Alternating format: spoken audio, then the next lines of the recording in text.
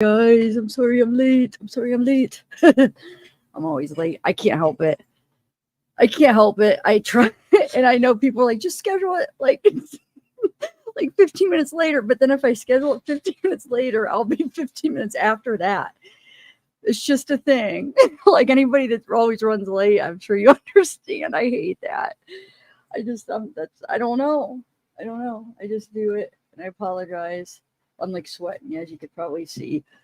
I was trying to get my air. My air was leaking. I had to empty it. So I was emptying it. I couldn't get it to turn back on. I'm like sweating. Like, why aren't you going back on? Oh my God. Anyway, I'm here. Hey guys. Dude, I have so much stuff. Like I was going through all kinds of like old stuff because I'm like, I want to find this happened in 2019. I want to find some of the old stuff. I was able to find some stuff. So I was able to find now I can't find the Mila interview where she plays the calls. I think they made that it was Wink or whatever. I think they made them take it down because I'm going through court documents and it says that because it's a part of the case, I'm thinking maybe they made her take it down, unless if somebody proves me wrong and you have seen it. But I did find one, Fox did, where they blur out her face. We're gonna watch it. She shows some of her injuries, and they blur her face and they change her voice, and she talks about it. And then I found like an article of the interview from October 2019, so like right after it happened. But the part where she plays the cause, I have been searching all day. I think the state probably made the news take it down because it became a part of the case. So I don't know, but yeah, we're gonna watch that. Oh, that he was denied a new trial. So those of you guys didn't know, he's trying to get a new trial. I got my cotton candy. That happened yesterday. I was going to go live with an update with it, but I'm like, I'm not ready to do a whole live. So I'll just tell you. So let's just go over that real quick. Hold on. How's everybody doing though? Hi, Nona. Hi, Diane, Alicia.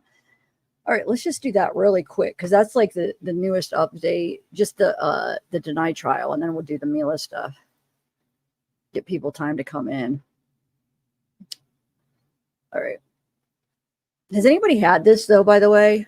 Bang, contact me. I'll be a perfect sponsor because I absolutely love it. It's dangerous. Okay. So we'll just do the new stuff real quick. So he got denied.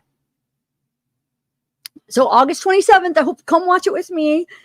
I don't know who's going to, hopefully they'll be live streaming it, his sentence. Because I am going to be there. Well, I mean, I'm not going to be there in town, but I'm going to be watching, trying to live stream it. As long as they live stream it. If not, it will be on later that day. Oh, wait, why did that go backwards? Okay, so it says Wade Wilson was denied a new trial. It took Judge Nicholas Thompson just under 4 weeks to rule on a motion that sought a new capital murder trial for Wade Wilson. So I think I read a few of the documents. Remember, they were trying to get a new trial and like listing out like, oh, trying to get it acquitted or a new trial. So it's saying it took him 4 weeks to actually deny it. And he finally did. Wait, what is today's date? Because I swear it was just yesterday or the day before when it first came up. Yeah, it was yesterday, August 15th. Well, at least is when they announced it. Actually, let me put it in my stickers. Okay, so it says it took a judge shy of a month to rule that a Fort Myers man convicted of the brutal 2019 deaths of 2 Cape Coral women will not get a new trial. He was denied motion Thursday. So on Thursday, he was denied a motion for a new trial. Jury recommended on June 25th, 9-3 and 10-2 votes for each of the victims. So I think they had to have an 8 yes count, an 8 for it, right? I think right? Isn't that what we remember? We were going through the documents. So for each victim, it was a 9-3 and a 10-2. So they met the quota for the death, which we will see if the judge, it's ultimately up to the judge though. So we'll see on the 27th. The same jury convicted him June 12th of the slayings of Melton and Ruiz, along with the other charges linked to the crimes. Wilson's sentences, which was originally set for July 23rd, was rescheduled to August 27th during a July 19th motions hearing. The defense has previously argued Wilson suffered several head injuries during his childhood and teenage years when he played different sports. Prior to Wilson's 1 p.m. August 27th sentencing, Thompson has allotted time during a 9 a.m. hearing the same day to rule on pending motions. So let's remember that. So August 27th, we have, because I want to I hope it's going to be live streamed. So we have, so that's like in 10 days, 11 days. So we have at 1 p.m. and then 9 a.m. Okay. So yeah, that's just some of the new stuff. Yes, he was denied a new trial.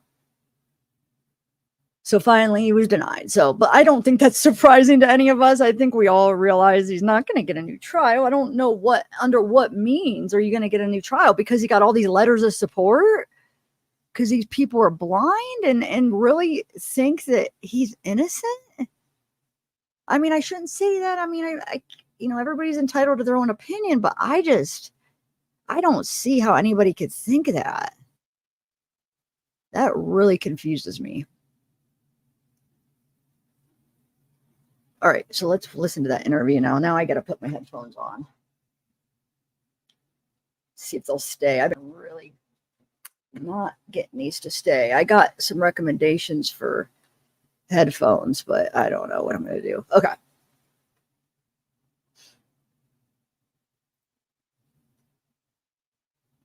I'm all connected. All right. All right. So let's watch the Mila. So here we go. It's Fox. We're gonna watch Fox 4. Which I hope they don't copyright. I don't know if they're from Tribune, but let's pray they're not, because I have a few videos that I want to play with them. They have some good videos on this case, like old videos. But here it is. So here's the one with Mila. This is Mila. I don't mind. I mean, I don't blame her back then wanting to like blur out her face. I don't really blame her. I don't know. What would you guys do if you were one of his victims and would you blur out your face and change your voice, or what would you do? I don't think I would, but because I'm not that type, but I guess I don't blame if people do that, I should say. All right, here we go. Let me share my screen. Like, I don't blame her for doing it. Some people, feel safety reasons. Now, I found an old Kelly interview we're going to watch from 2019, and she didn't. So it's just, people are different people, and some people feel the need to, and some people don't. All right.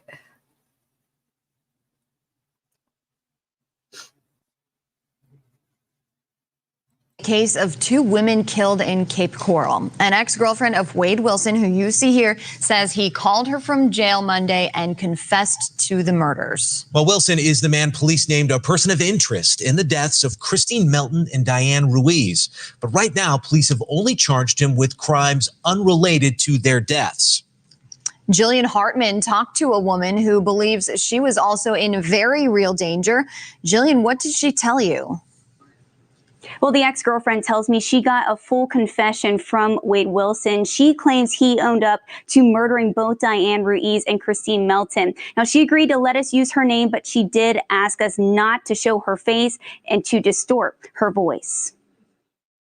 He admitted over the phone to me that he killed both of those women. Melissa Montana says she got a surprising phone call from her ex, Wade Wilson, from jail yesterday afternoon. He said he strangled both of them. Right now, Wilson is a person of interest for the death of Diane Ruiz and Christine Melton. Last Monday, Melton was found dead inside her home the same day Diane Ruiz was reported missing. He just said he felt like it. He was on drugs and it messed him up, he said. That same morning, she said Wilson came to her business in a car she's never seen before. When he showed up trying to attack me, he was in a black Nissan Versa. Police say the key piece of evidence connecting the 2 murder cases is Melton's black Nissan Versa, the car they believe Wilson was driving. It was spotted in the neighborhood where Diane's body was found around the time she disappeared. I had no idea I was dating a monster. This Fort Myers police report has details of the attack, saying Wilson punched his ex-girlfriend in the face and dragged her to a car as she fought to get away. Melissa says she's lucky to be alive, showing us the bruises still on her arms. His agenda was to kill me. I was dead already in his mind. I don't know how I got away. Wilson's criminal history is extensive. He's been arrested more than 20 times since 2010, with charges like assault, fraud, and trespassing. After serving time in jail the past 3.5 months, Melissa says she gave him a second chance to get his act together. 5 days after he was released, I would have never imagined that he would have been capable of killing 2 women. I reached out to the state attorney's office and Cape Coral Police to try and get confirmation that this phone call happened yesterday. They tell me they're looking into it, but can't yet confirm Montanus's account. Authorities do tell me they won't be able to release what is said in any of Wilson's phone calls from jail because it's still an active investigation. This morning, Wade Wilson remains in the Lee County Jail on unrelated charges, which includes a battery charge for attacking. See, that's why I think that they're not going to air that. But I found some articles, and it sounds like they're the newspaper. I can't even talk. Oh my God, Wink. They're called Wink. And we're going to read a couple articles by them. But it sounds like they're the ones that originally got the phone calls. It sounds like, from what I researched, but I just bet you they just made them take them down. Don't you guys think, from what we just heard here, how they said it's an active investigation? They're not going to confirm about the phone calls. I don't know if anybody could find them that where she releases them. I know we hear them now from they're out now. Oh my God, I can't even talk today. But I'm just saying, back then, since it was active. His ex-girlfriend, Melissa. In the newsroom, I'm Jillian Hartman, Fox 4, in your corner. Well, Jillian, you just said that Wade Wilson is in jail on burglary and battery charges, and we know a lot of you are wondering if he will be charged in the deaths of the 2 Cape Coral women. Well, retired police chief Walter Zalisco tells us there's no rush since he's already in custody, and right now officers are building a case against him. Zalisco says there are 2 phases to a criminal investigation. The first is when investigators arrive on scene and collect initial evidence in interviews. The second takes more time, happens behind the scenes. Police have to follow up with witnesses and collect even more evidence. When they present it to the state attorney will say, okay, we have enough here to charge him, with the murder. Police say they are waiting for test results from the Florida Department of Law Enforcement and the medical examiner's office so they can present the best possible case to the state attorney's office. Mohammed. Okay, so I'm going to read an article now from October 2019. So this is the article that goes with the Wink. I know they're called Wink. I don't know, winknews.com, where they interviewed Mila. So I'm going to read that real quick too. But yeah, BB, I read the report. I actually read it a couple times. I read it on part 2 of my live. And then I did like a whole separate live where it was just specifically that. And then I read another account from 2014. And it is so eerie how similar. Well, all 3 attacks that we're aware of, Kelly, Mila, and the victim from 2014, they are very similar. And they're like violent, like very violent. These girls, I mean, they've experienced some trauma. All right, let me read this article here. So this is from October 15th, 2019. So this would be 8 days after the murder. Okay, so it says 15 days. Wait, where are we at? 15 days. That's all the time Melissa Montanez says it took for Wade Wilson to show her his true colors. I describe him as 2 different people, Montanez said. I see him as one way kind, caring, funny, compassionate, and then the monster. So remember, this is probably taken, I'm guessing, from that interview that not only do they, because they always do an article, but then they do a video, and then they do the article and like kind of like write out what the video, like highlights from the video. So I'm guessing this is the article / video taken from the video that his dad was talking to Wade about, calling him a monster, that Mila did. Anyway, it says, yeah, I see him as one way, kind, caring, funny, compassionate, and then the monster, too shaken up to show her face. Oh, so she's saying she's too shaken up to show her face. I'm going to make this a little bit bigger. Montanez only agreed to talk to us in shadow. And we know she was in the shadow because we heard Kristen on the phone calls in the shadow, or I forget how she said it. We might listen to those at the end if we have time. Maybe one of the latest ones. But anyway, she said she and Wilson were newly dating in June when she called the cops on him for allegedly beating her up, choking her and R-ing her, which that's that report 3 months before the murder we read. But Montanez dropped the charges. He blamed it on drugs, alcohol, drugs and alcohol, Montanez said. And he did mention that he needed to be back on his lithium, that he was bipolar. I always give second chances. But that second chance, Montanez said, may have been her last chance. He kept reaching for something in his pants, saying, I'm going to kill you right now. I'm going to kill you right now, Montanez said. Last Monday, the same day, police found Christine Melton's body and reported Diane Ruiz missing. Montanez said Wilson came to her workplace and attacked her. And this time, she was prepared to die. It's 8:45 in the morning, and I didn't even get to call my son and wish him happy birthday. I'm about to die on his 15th birthday. Montanez described her immediate fear.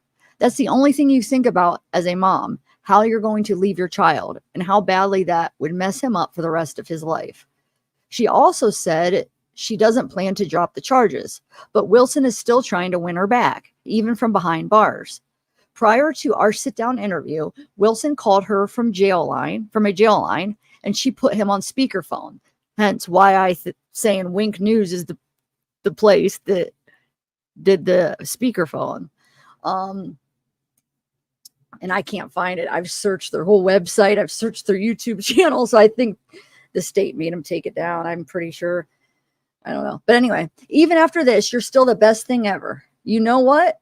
Or you know that, Wilson said to Montanez over the phone. Montanez calls Wilson impulsive, saying he does what he wants when he wants. And I know Prison Calls has them. I know I listened to him, but I just kind of wanted to see way back then the original and how it all went down, like her on speakerphone, and just like see the video that they were talking about. That's why. But I know we got to listen to him like 5 years later. What are you saying? Oh, geez. I don't know. No, I don't think so, because then he was engaged to the Alexis Williams. So I don't know though. We'll try to figure all this out. Anyway, so where are we at? Yeah, so even after this, you're still the best thing ever. You know that? Wilson said to Montanez over the phone. Montanez calls Wilson impulsive, saying he does what he wants when he wants. Very narcissistic, Montanez explained. He always gotten by with his looks and his charm, and he's hoping that it'll work just one more time. Wilson is currently in jail on unrelated charges. And Tuesday, he entered a plea deal, a written plea of not guilty to the battery charge. Wilson is named person of interest in the 2 Cape Coral homicides. Wink News reached out to his attorney for comment. So like I said, this was all the way from October 15th, 2019. I always like to go back as far as I can to the original posting, like when things are like old, and just see. It's interesting. But anyway, yeah. So that's that. And obviously this is taken from that video that I don't think is up anymore. And if anybody could find it, send it to me, because I couldn't. All right, so let me play this. 1 second, guys. I have a few videos I want to play for y'all. I'm just trying to make sure I unstar the ones I do so I could keep track of everything. How's everybody doing though? I already played it. Okay, so now we have, let's do.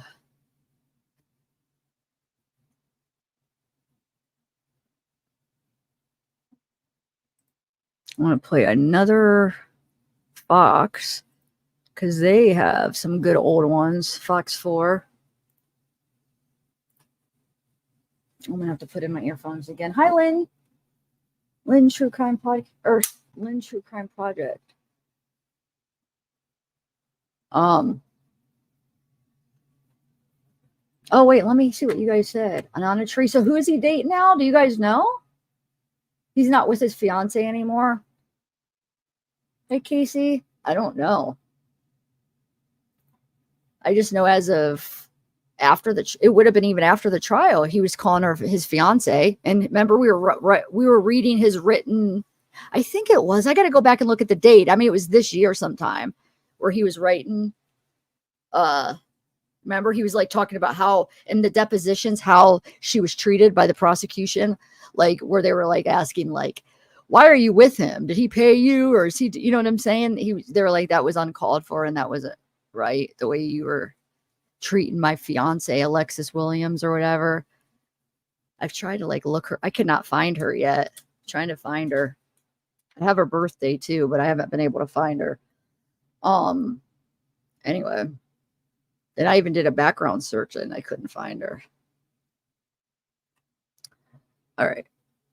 Our phone interview with Wilson, he's reached out to Rochelle and our newsroom saying he would give an in-person interview and new information if we paid him. One of the things we do at Fox 4 is we're transparent about our priority reporting. We don't do any backroom deals. So we want you to know what happened. We said no.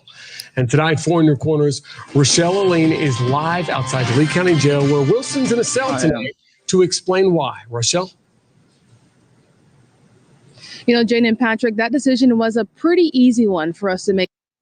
Let me just say one thing. Now, remember, this is 4 years ago. This is from, I'm playing some old videos, November 19th, 2019. So this was just like a month after the murder, a month and a week or so. Okay. Here at Fox 4. In my piece tonight, you're actually going to hear and see some of the messages that Wade Wilson sent me over the last few days. You're also going to hear from an FGCU journalism professor who helped to break down the ethics behind our decision. Take a listen. It started with 1 on Saturday, and then the emails started to flood in. When those went unanswered, phone calls, all of them from Wade Wilson, the man now charged in the deaths of Diane Ruiz and Christine Melton. The Lee County grand jury met today and returned an indictment against Wilson for 2 counts of first-degree premeditated murder. I spoke to him on the phone on Friday. He claimed he was innocent then, but did admit to being with both Ruiz and Melton in the hours before their deaths. I did not commit these murders, and I'm innocent. Fox 4 spoke with Wilson's ex-girlfriend, who has also told us that he has admitted to those crimes. He admitted over the phone to me that he killed both of those women. His frenzy of messages since then have all said the same thing. He wanted to talk to me, to Fox 4, and to share something, quote, career-making, but he wanted to be paid for that information. 800. Look, I'm asking for 800 for a story. Wait, I know this will be a big story for you in Fox 4 News. I'm asking for 800 for the story. And now I had that Fox call that I remember I kept saying, I don't want to get copyrighted, so I didn't play it. But since I'm playing their stuff anyway and taking a risk, I'll play the call. I don't know if you guys have heard it. But basically all he cares about is them getting like hit, like his GoFundMe and his, like just promoting his stuff so he can make money, you know, his TikTok, or what was not TikTok. What's the other thing? I keep saying TikTok, but I don't know. It's something else. I can't remember right now. I told him I wasn't interested. He has since threatened to bring that offer to another news agency. Journalists face murky ethical decisions all the time, but this isn't one of them. Checkbook journalism is pretty much frowned on, whoever you talk to. FGCU journalism professor Lynn Milner says there are very strict and rare circumstances under which journalists would ever pay for information.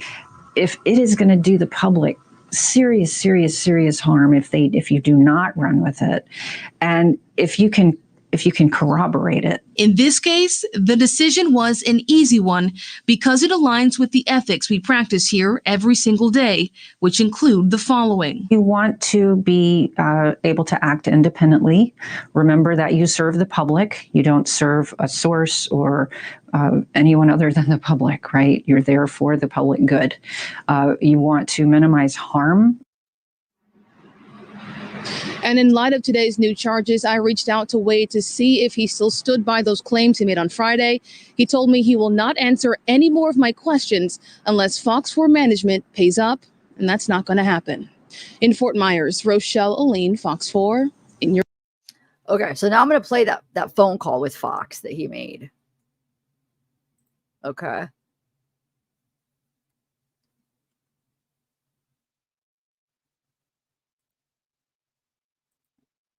Okay, 1 second.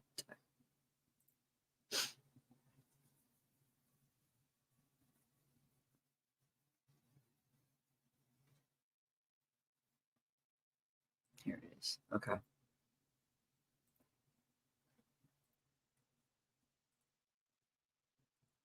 Here we go. Jail. To accept this call, press 0. To refuse this call, this telephone call may be monitored or recorded. If you are an attorney and hearing this message, please hang up and call the Correction Services Division at 239-258-3626. Thank you for using GTL. Hello. Hey, is this Wade? Hey, this is Wade. How's it Hi, going? this is Rochelle with Fox 4. How are you doing? Good. I'm doing good, Rochelle. How are you? I'm good. Wade, really quickly, I just wanted to confirm, are you okay that we're recording and going to broadcast this interview? Are you okay with that? I'm okay with that. Yes, ma'am. Okay, can you confirm, just to make sure it's you, can you just confirm your date of birth, day, month, and year? Yes, my date of birth is May 20th, 1994. Okay. And you're currently in the Lee County Jail? I am. Yes, ma'am. All right. Wade, I mean, I hate to get to the heavy stuff right off the bat, but this is a question a lot of people at home have been asking us. They want to know the answer to. So I just want to ask you right off the bat. People want to know, are you guilty of those murders? Did you commit those murders concerning Christine Melton and Diane Ruiz? No, ma'am. I did not commit these murders, and I'm innocent. I did not. No, ma'am. So take us through, can you take me through October 6th through the 8th? From the start of October 6th to the day of your arrest. So let me kind of start to tell you, can I go ahead and just speak a little bit? Is that okay? No, go for it. Tell me. Okay, so, the night of October 6th, the 6th, on the 6th, October 6th, so we went to, me and Mila, we went to a bar called Buddha, right? And we went to the Buddha, and we were there for a little while, maybe 2 or 3 hours we had been there. And to let everybody know, I did leave the Buddha with Kristen, okay? I left with Kristen, and it was me, it was Kristen, it was one of her friends, Kristen's friends, who I don't know the name of. I'm not sure what her name is. And also another individual, which was a guy that was at the Buddha as well. He was there. He came with us, so we all left. Me and Mila have a 2016 Dodge Hellcat, and we all left in the Hellcat, and we went to and the guy that I'm telling you about, I don't know his name. I'm not sure who. Sorry, I do have to give a little commentary for fair use stuff anyway, but I have a remark right there how he's saying me and Mila have the Hellcat. Remember him and his dad were like, he's like, it's not your Hellcat. I know it's her sugar daddy. He's so full of it. It's not your Hellcat, Wade. It's hers and her sugar daddy or whoever that guy is. I just think it's funny. He's such a liar. Oh. Who he was, I'm not sure what his name is. He was an individual that we all met at the Buddha, and but we went to his house first, and he lives off McGregor, and we went to his house, and we partied a little bit at his house, and me and Kristen were intimate, and Kristen's friend and the man that I'm speaking of, they were kind of just like in the other room talking amongst themselves with each other why me and Kristen, like I said, we were intimate together. And then, we were there at his house for a little while, like I said, and then we went to leave his house. So now it was just me, Kristen, and her friend. And we were going to leave his house, and we were going to leave, like I said, in the Hellcat. It just so happened that the Hellcat was actually out of gas. We ran out of gas. So we pulled out of his driveway, and we went down the road a little bit, but we didn't even make it off his road. We were still on his street. The Hellcat broke down. We pulled it over into the side of the grass. And then Kristen called for an Uber ride for all of us. And so she called for the Uber, and we went from there, from the Hellcat in the Uber to Kristen's house. Me, her, and her friend, Kristen's friend. And we got to the house, and we were all there just hanging out. And then Kristen's friend actually left the house. She said that she had work or whatnot the following day, and she had to go. So she eventually left. She called I think her car was there, and she drove away in her vehicle. And again, me and Kristen were continuing to be intimate together. And this went on for, I don't know, me and her together maybe an hour. And, now it's maybe, I don't know, 5, 6 o'clock in the morning, somewhere around then. And, like I said, I mentioned to you earlier that my vehicle was out of gas. So now my vehicle is all the way in McGregor on a street, of the guy, the house that we went to with the man. So I have to get my car, and anyways, so I asked Kristen if it's okay for me to bring her phone and her car, because I wanted to get my car out of there, because it's an expensive car. I'm not familiar with that road. I don't want my car there. I don't want it on the side of the road. I don't want it to get towed. So I was trying to figure something out with that. So she let me use her vehicle, and I told her that I would be back.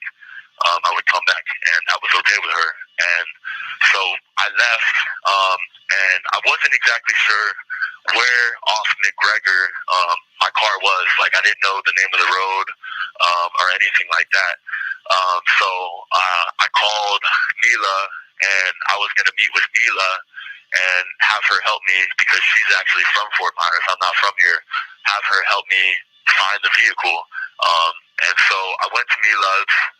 We have a place called Mila Spa. It's right in front of Joe's Crab Shack, downtown Fort Myers. And so I went there to meet her. I don't really want to get into specifics about anything that happened or did not happen, with me and Mila. Obviously I left. I got there, left Mila, and I left the area. So that's the beginning half of the story that I wanted to tell you. Did you get all of that? I did. So I just want to confirm with you, the last time you saw Christine Melton, she was alive. Correct. She was. Yes, ma'am.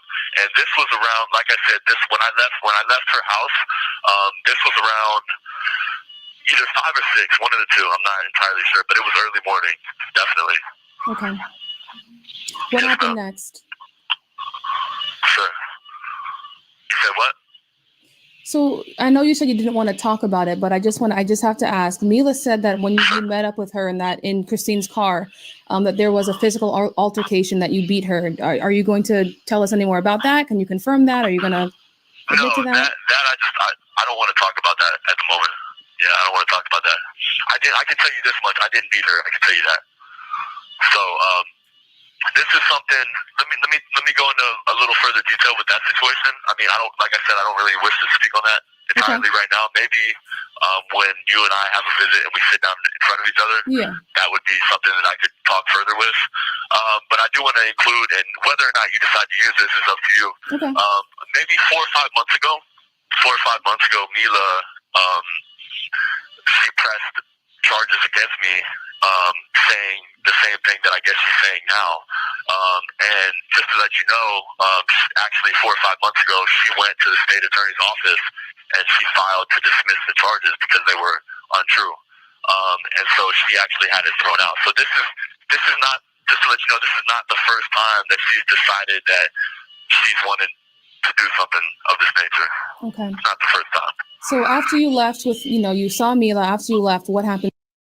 No, it's more like women like that tend to go like bow down to men that manipulate them. So it's more that she took back those charges because of you. I mean, you probably scared her and manipulated her into like, okay, I promise I didn't mean it. It was the drugs. I promise it'll never happen again. Please dismiss the charges. It's not because they didn't happen. Like, I hate how he's trying to like frame it like she did it. See, look, she's lying. She took him back. No, she did you a favor, Wade.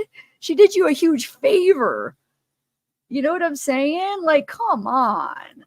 I hate that. What happens next, Wade? Okay, so after leaving Mila, I called Mila. I called Mila and asked her, what was going on, and she actually told me to put it simply, she told me more that she was unhappy with me. First of all, because of the previous night, she was unhappy with me for leaving with another woman. She didn't like that at all, and so I could kind of tell by her voice and the way that she was talking that it wasn't sounding good. And like I told you, what she had done to me 4 or 5 months ago, this is not uncommon. This is something that she tends to do. So it was not sounding good.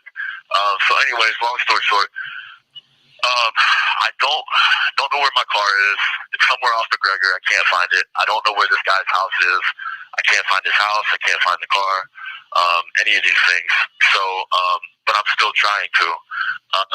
So now I'm kind of in a frenzy because of Mila, how she's talking, what she's sounding like she's gonna do. Everything is not sounding good with her. And so I don't wish to be around her. I don't want to be anywhere near. Brooklyn, this isn't phone calls from prison. And I love phone. Why do I always say it wrong? Oh, no, I said it right. Phone calls from prison. I always get tongue-tied on that. This is actually Fox. This is Fox 4. This was from 4 years ago. They released, so this is the news reporter.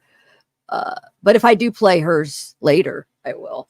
The phone calls from prison, definitely. I might play like one of them at the end. But yeah, this is from Fox 4.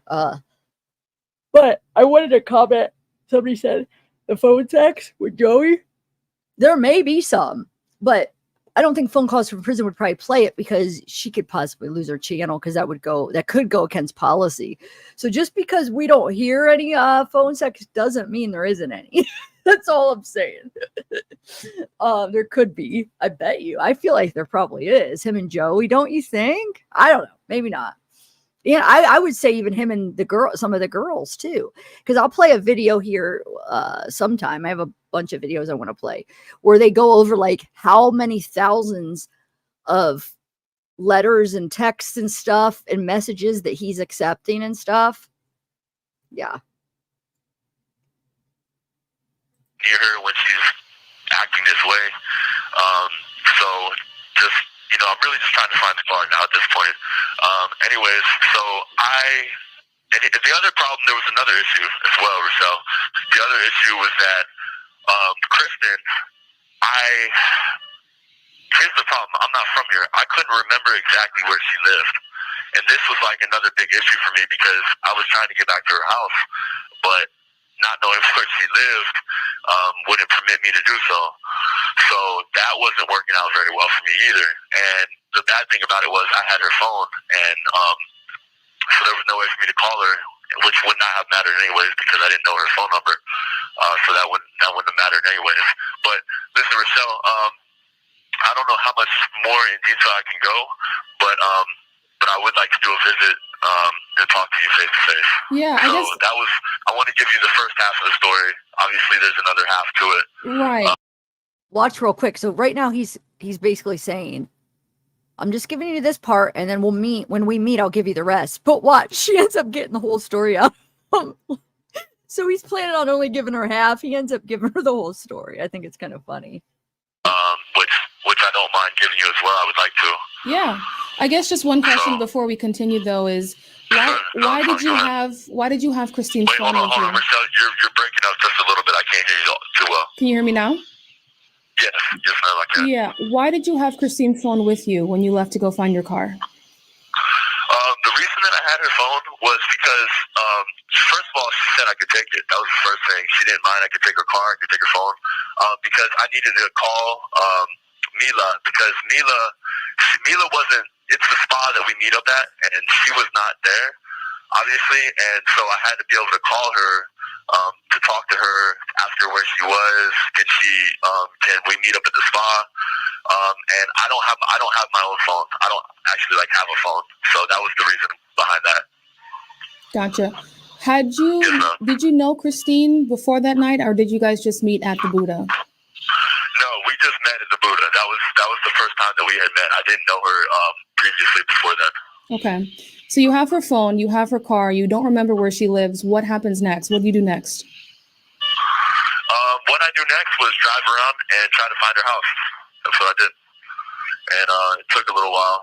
Why did you have Christine's phone with you when you left to go find your car? The reason that I had her phone was because, first of all, she said I could take it. That was the first thing. She didn't mind. I could take her car. I could take her phone. Because I needed to call Mila, because Mila wasn't, it's the spa that we meet up at, and she was not there, obviously, and so I had to be able to call her to talk to her, ask her where she was. Can we meet up at the spa? And I don't have my own phone. I don't actually have a phone, so that was the reason behind that. Gotcha. Did you know Christine before that night, or did you guys just meet at the Buddha? No, we just met at the Buddha. That was the first time that we had met. I didn't know her previously before then. Okay. So you have her phone, you have her car, you don't remember where she lives. What happens next? What do you do next? What I do next was drive around and try to find her house. That's what I did. And it took a little while. Actually took a couple hours, I don't know. Just trying to find the road, trying to find her house. I know what her house looks like. I remember, but I can't find the road. And so yes, that's really all, Rochelle. That's all I want to tell you about for now, if that's okay. So I just want to confirm something at the end there. Sure.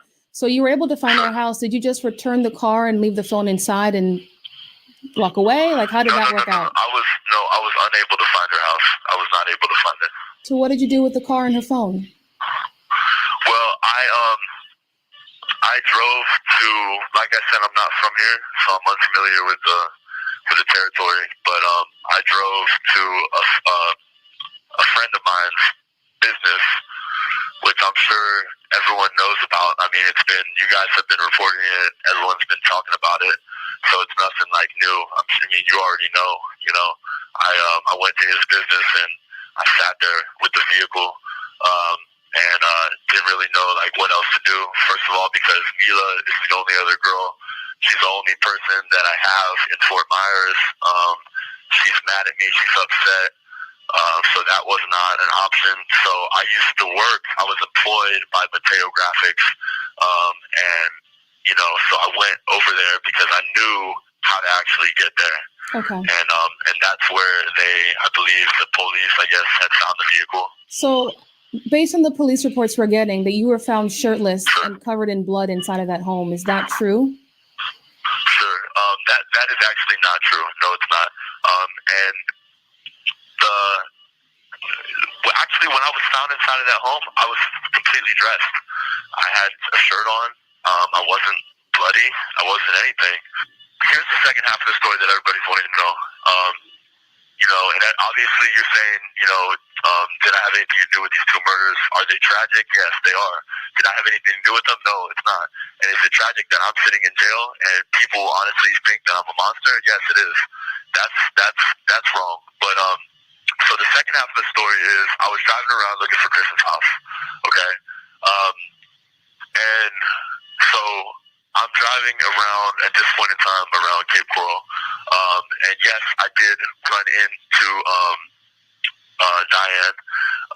And yes, I did meet her. And yes, I did see her. But I didn't have anything to do with her death.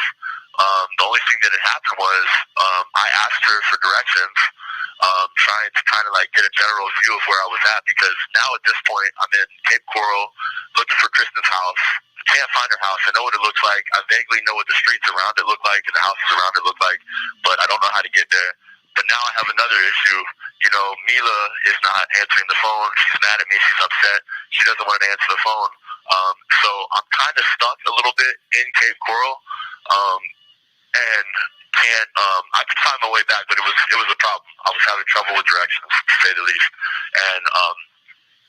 And Diane, I asked her for directions, and well, is there anything you want to ask me, or do you want me to keep going? Yeah, actually, I wanted to just follow up on that. So describe that encounter. Was she just walking down the side of the street? What time was it? How did that work? What time it was? It was early morning. I mean, I can't give you an exact time. You know, I really can't. Yeah. 7 or 8 maybe in the morning. And this is Monday morning? And yes, correct. Yes. Okay. Of the 7th, correct? Yes. Yes, correct. Yes, ma'am. Okay. Yes, ma'am, with the morning. Yes. So you're driving, it's early in the morning, you don't know where you're going, then what happens next? Okay, what happens next is I asked her for directions, and she was trying to... Okay. Since I have to do commentary and fair use, I could stop it. We'll share the picture. Why is this actually almost like exactly what I would picture? Not that I had a clear picture of what he would look like, but like as soon as I just looked at it, I'm like, yeah, that makes sense. That sounds like his voice. What do you guys think? Let me show you. Thanks, Curious KB. Thank you. Yes, you did. Hold on. Thank you so much for doing that. Let me share it. Hold on 1 second. But yeah, it matches. It definitely matches his voice. You rock. All right, hold on. Let me take this down really quick. Pull up that. I can't wait till my computer comes, guys. Still on stage 4 because I'm having it built. There's 7 stages and it's on stage 4. I'm so anxious because everything else is waiting. But here it is. It definitely sounds like his voice, I think. The only difference is I was going back and forth and picturing somebody a little bit more strung out looking, but this matches. He was definitely high, I think, when he talked to him. So this is Joey, I guess. Compliment. No, wait, what is the word again? Hold on. That word, like compliments of Jumpsuit Pablo. Anyway, he's the one, you got it off his channel. Well, Curious. I should say Curious KB got it off of Jumpsuit Pablo's, was it his video? So what do you guys think? Yeah, I guess that's Joey. Hi, Joey. So do we know for sure that that they had a relation, like they knew each other before he went to jail, right?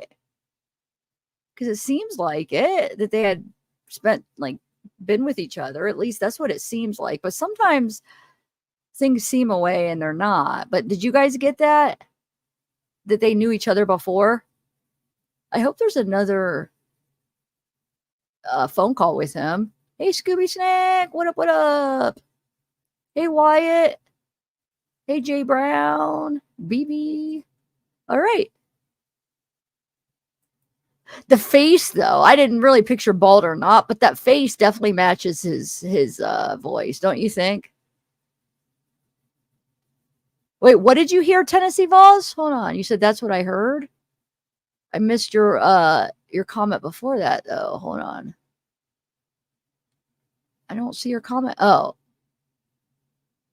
Wait. Can you repeat what you said? I don't see what that's what I heard is. Okay. So now we have a picture. Cool. Now, I need to find Alexis. She must not have a record. I don't know. Like, I have her birthday, and there's no record of, at least the one that I use, there's nothing that matches her birthday. I just want to find her, his fiance. And I don't know if they're still married. Oh, okay. Thank you. Okay. Cool. It did. Like, listening to their convo, I was under the impression that they knew each other before jail, that they had spent physical time together. That's the kind of the impression I got. But sometimes, you know, things could seem away and then we find out no, and it's like, oh, really? But yeah. Okay. Let's finish this phone call, and then I got a lot more. Sorry that maybe I should have waited on the phone call, since the phone call is like, I feel like a lot of you guys probably heard it, but it's still interesting. So this phone call is from 4 years ago. Fox, it's on Fox's channel. They uploaded it. So it was before phone calls from prison, you know, is releasing them. So I don't know.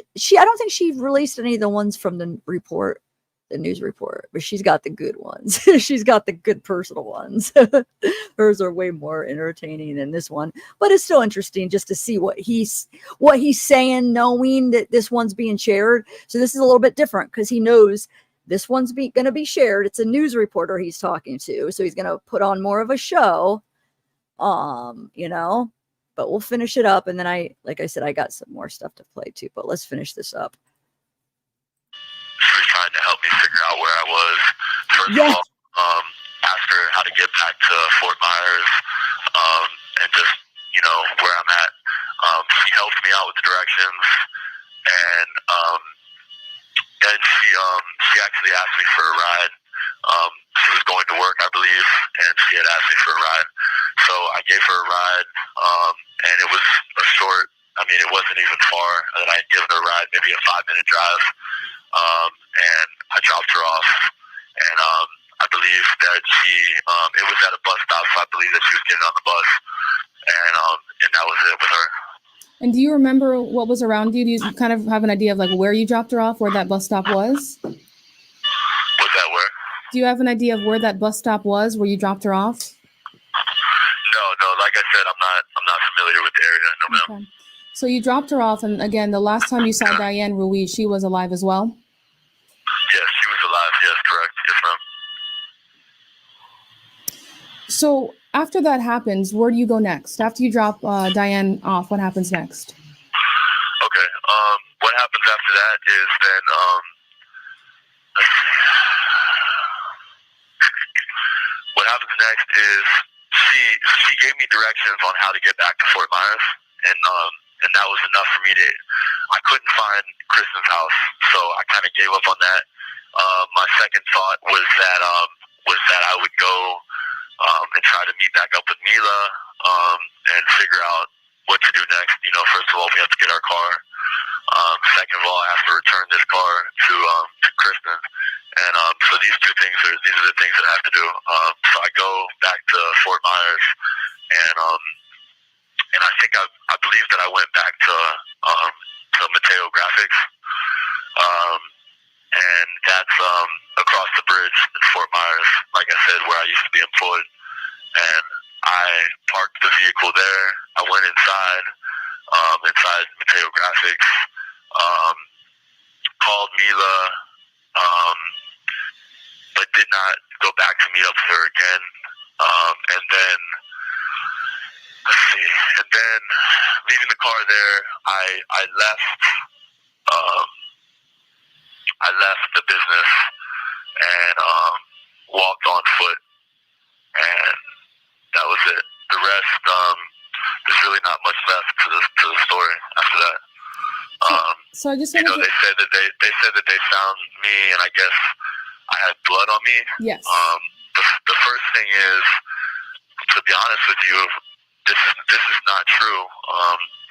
If there was any blood on me, it was from myself, because I do personal training, and my hands, I had been doing push-ups on the ground on asphalt, which was not smart of me, but I did, and I had Do you guys think that he keeps saying there was no blood on him? Do you think that there was blood on him? Because you remember Josh said that he had blood all over him. Didn't the cop say he had blood all over him? He didn't have a shirt on, and I'm thinking, how would Diane how would Diane have gotten in a car with somebody with blood all over them? I don't think. I mean, I know he could have dragged her in the car, but he didn't have a shirt on. So I almost don't think he did have blood all over him. But because I don't know. I mean, I guess he could have had blood on him after Diane. I don't know. Who knows?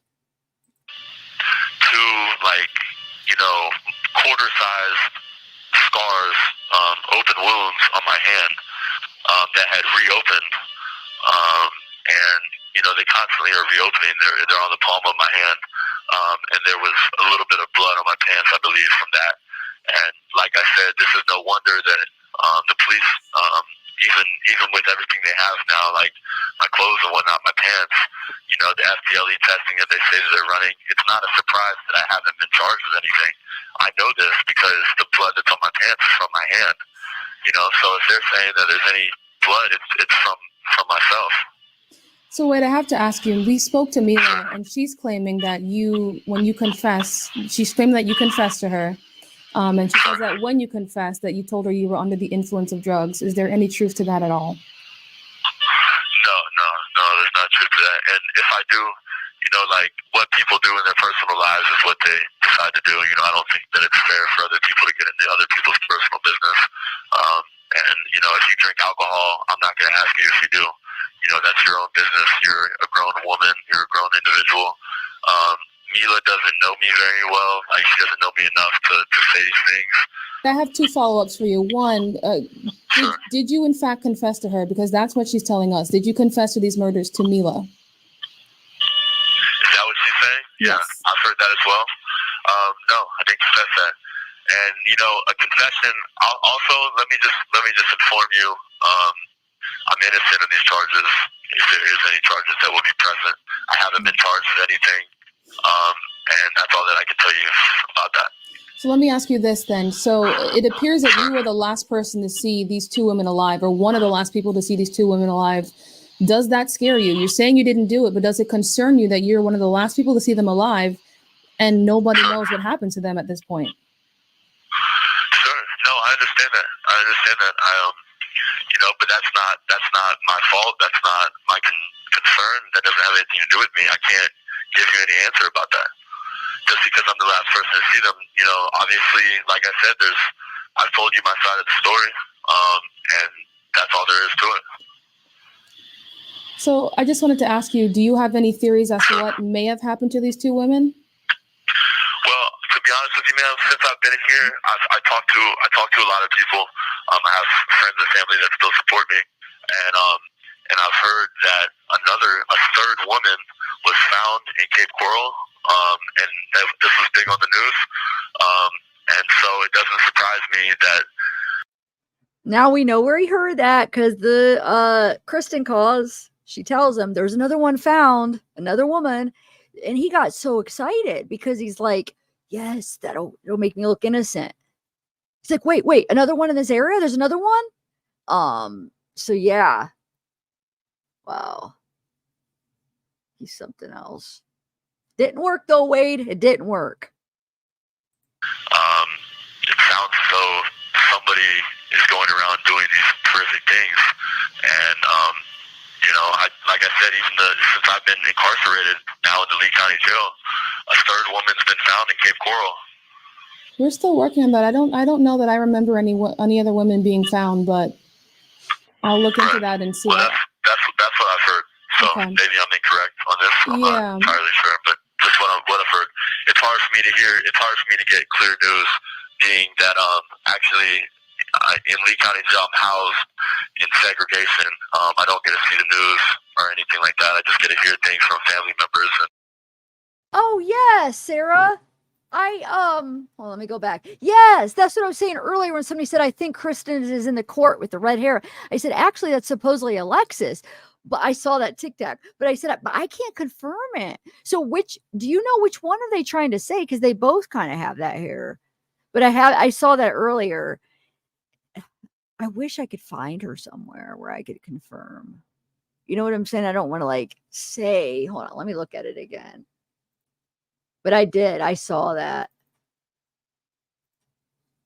Let me see it again real quick. Here, I'll play.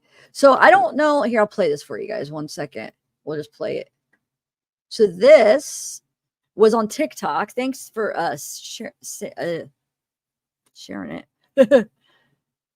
I actually think. No, I guess I didn't. I didn't have it sent to me, so thanks. Okay, so a channel on TikTok says that this is supposedly Alexis, but I don't know where they're getting this from. But let's just play it and see if anybody knows anything. I don't know here. But I want to know, which one are they talking about? So I guess one of these girls they're saying is Alexis's fiance.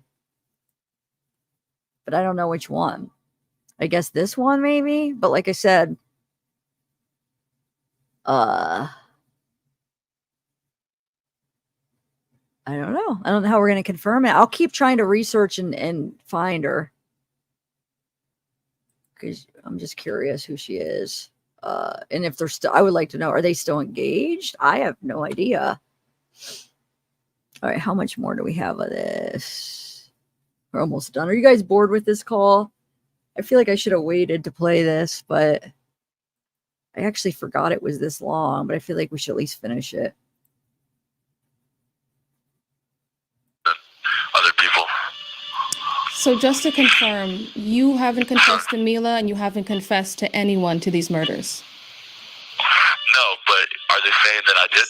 We're hearing that you may have confessed to multiple people. That's why I was asking you. Right. And I've heard the same thing. But it doesn't, just things that you hear, you can't believe. You know, that doesn't mean that they're true. Something else that people were talking about at your latest court appearance, people were talking about your shaved head and that you had what looks like a swastika on your head. Do you want to talk about that? Because people are making judgments based on that as well. The question that you asked me, I don't wish to speak on that. Okay. I don't think it's not relevant to the situation in any way, shape, or form. I don't think it's something that needs to be brought up. Okay, that's fair. I just wanted to ask. Viewers at home were asking, so I wanted to ask you for your side. So really quickly, Wade, I want to jump back in. I know that you said you met Christine just that night at the Buddha room, and obviously you guys spent the night together and a part of the morning together. Was there any conversation? Did she tell you that, her plans for that day, the next day? Was she going to go anywhere, meet anybody? We're just trying to understand, what happened to her. Did she tell me any of her plans? Yeah, we're trying to find out what happened to her. So anything you can tell us will help. Well, here's what I was concerned about, and here's something that the police have not even, I'm not sure they've investigated into it or not. She didn't tell me what she was going to do the next day. Like, she didn't tell me her plans. Honestly, like, okay, here we go. She didn't tell me, you know what I mean, what she was going to do. But here's what I tried to convey to the police, and I don't know if they've looked into it. They didn't even. Remember when I told you that we left the Buddha with her friend and another man, and he, I don't know his name, the guy that lived on off McGregor. And so what I told the police, because they did ask me, they said the night that we left his house and went and got an Uber ride to her house, he was going to take us in my car, and he was going to drive us to Kristen's house. So Kristen told him her address, and he knew where she lived. Now, the other thing about it is the reason that we left his house was actually because he was kind of like weird. He was really strange.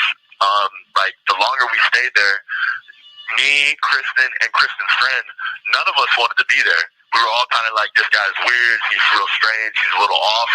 And so none of us wanted to be at his house anymore, which is the reason we wanted to leave. Now, the problem was with leaving in my car, me and Mila have this car, the Hellcat, and I can't drive a stick shift. Usually I let Mila drive. She drives and I sit in the passenger seat. And so this guy, the way that we got to his house was because he drove. He could drive a stick shift. So there was another problem of leaving his house was, I'm about to run out of gas. I can't drive a stick shift. And so we told him her address, and he was going to drive us to her house. And But for whatever reason, when we were about to leave, he decided that he didn't want to come anymore, and he didn't. And so this is another individual that I've tried when the police investigated me, and I told them about him. I don't know his name. I don't know who he is. I know vaguely where he lives. Maybe I could find it. And I've told them that. And whether or not they've looked into this further, I'm not sure. And that gentleman was Christine's friend, correct? Yes. No. He was somebody that that we had met that night at the Buddha. Gotcha. So I don't think that he was Kristen's friend. But if he was, I'm not really sure, because when I met all of them, they were already conveying, together. They were already together. So That's a lie. Well, depends who we're going to believe. So Christine's friend, remember her story? She testified in court. If you watch the trial, she said he was with Jason. She didn't know if they just met at the bar or whatever. But when he approached her and said, like, I want to meet your friend, he brought Jason. So Jason wasn't with them. He was hanging out with Wade. Wade may have just met him at the bar, but I'm tending to believe her over him. So I don't know if you guys watched some of you guys watched the trial, but do you remember? She said no. She doesn't know, but he was with her, and he wanted to meet, Christine. So he's such a liar. He may or may not be her friend. I don't want to tell you something that I don't know. But as far as I could tell, he was just somebody that they met that night. Okay. Yes, ma'am. As far as Diane is concerned, I know you guys spoke about directions, and she gave you directions back to Fort Myers. When you gave her a ride, did she talk about anything else with you? No, she didn't really talk about much. She just talked about work. And I don't even remember like what she said she did for work. Like I can't remember that. But she talked vaguely about like going to work. And that was it. The ride that we had together was short, like 4 or 5 minutes, maybe at most. And that was it. So we didn't really talk a whole lot. It was real short ride, and dropped her off. And I thought that she wanted me to drive her all the way to work. That's the assumption that I was under. And but then she said she just wanted to be dropped off at the bus. So that was what I did. And at this point, you told me you don't have a lawyer or you have a public defender, but you're seeking outside counsel. Is that correct? Yes, I am seeking outside counsel. I have had people outside of the public defender's office contact me, and there is certain people that are considering taking my case on. So obviously, Wade, this interview was to get your side of things. Is there anything else that people at home should know from your point of view? Yes, from my point of view, I would say to the people at home, do not listen to what necessarily the media says all the time. Not to convey you guys, not to say anything about you guys, but don't always listen to what the media says. Don't always listen to false reports. A man is guilty until proved innocent, and he is not guilty until proved innocent. And the thing about it is that I don't, I'm just a man sitting in jail, and I'm being slandered, I'm being talked down to, I'm being put on a very bad place. I'm being put in a very bad place, and it's not fair to me. I have a family, I have 2 children, and I'm a God-fearing man, and I just wanted to get my story out there and to clarify everything that's going on. It's not fair to you.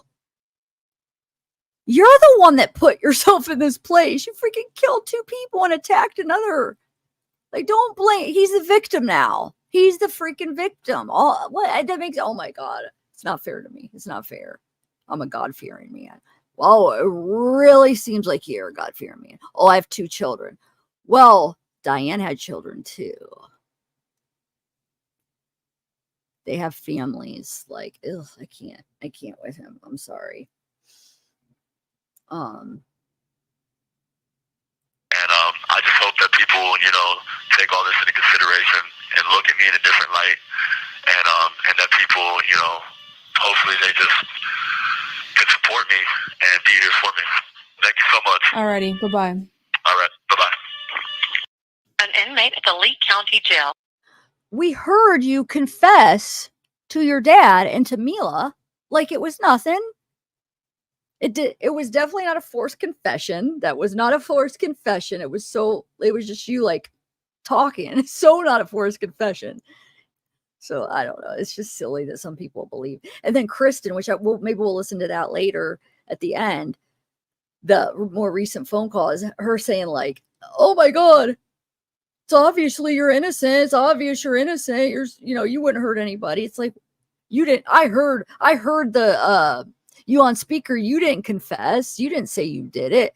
That's why I want to find that freaking video, but I think they made him take it down because I want to see which part did she play and put on speaker. What part of the phone call was on speaker, just so we could hear what everybody heard back then and what Kristen heard that said that you didn't confess. Because if it's like the main part where he's confessing and then she says that you didn't confess, then there's some kind of issue with, oh my Lord. All right. So that's done. That was long. Sorry, guys. But the other ones are shorter. All right. So yeah. Where you at? Hold on. Let me star that. Tina, will you email me? And I'll end up playing that sometime today, if you don't mind, or parts of it at least. Give your channel a shout out. Okay, so let me go back to the next thing I want to play. My voice is still a little bit gone, guys, if you can't tell. So anybody that are new here and they're like hearing my voice doesn't normally sound quite like this. I lost it a couple of days ago and it's still kind of out. All right. So the next one I want to play is, oh yeah, so this one, they actually, I don't know if you guys seen, but they play this, it's a news clip and it's from, let me see, what's the date? 4 years ago. Like I said, I'm finding all old ones. My birthday, October 11th, which is 4 days after the murder. And they show like the area where they found Diane. I don't know if you guys had seen that, but like I said, I like going back and watching like the old news clips when like it's years later, just to kind of see after we know it, what we know, and then like what was being shown when they didn't know as much as what we know. All right, so this is NBC2, and if you remember when he's talking on his phone calls, I think it was to Kristen, where he said NBC2 and Fox are the two channels. Remember, he's like, Fox is big, those are the two channels that he's going between, giving a story and trying to get his story out, is these two. And I see, because when I'm going back for old news clips, these two are the ones that have all of them. All right, here we go. Police confirm the body found in an empty lot in Cape Coral is that of Diane Ruiz, the mother missing since Monday. This is a friend. It's not somebody you watch on the ID channel or something that's from far away. This is somebody you know for years. Plus, police believe Wade Wilson is connected to Diane's death, as well as the death of another Cape Coral woman, Christine Melton. I'm Kelly Burns. And I'm Peter Bush. We have live team coverage tonight as this investigation develops. NBC2's Delia D'Ambra spoke with close friends of Diane Ruiz. But we begin with NBC2's Michael Raimondi. He is live where Ruiz's body was found with the latest information. We're about a mile or so from where Ruiz lives and where she was last seen. Neighbors telling me that her body was found just on the other side of these bushes right here. They cannot believe that the mother was just left here. The search for a Cape Coral mother ends. She didn't deserve that. Cape police say they found Diane Ruiz's body in a lot behind a home on Northwest 4th Place.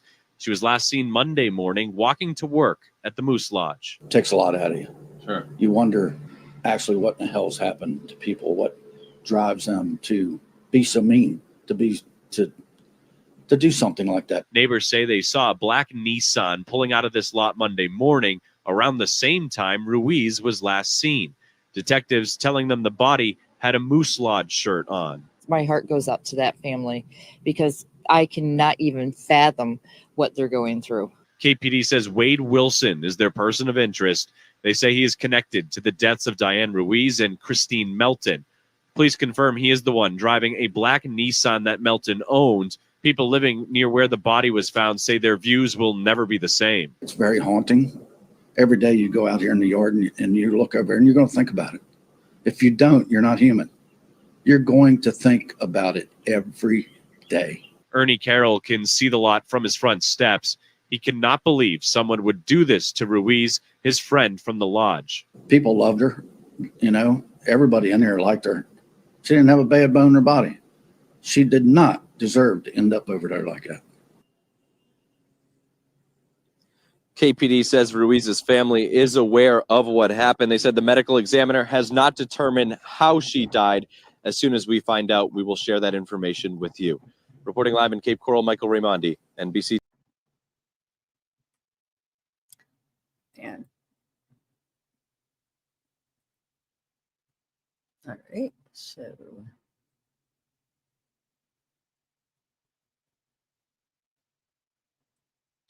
next one I'm gonna play is so here's a interview. They interview Kelly, but this is from 2019 and it's from October 18th. So what, 11 days after the murder, Kelly goes on WPTV. Actually, hold on. Give me 1 second. I want to see something real quick. See if my keyboard works over here. Yes, it does. Okay. Just want to see something really quick.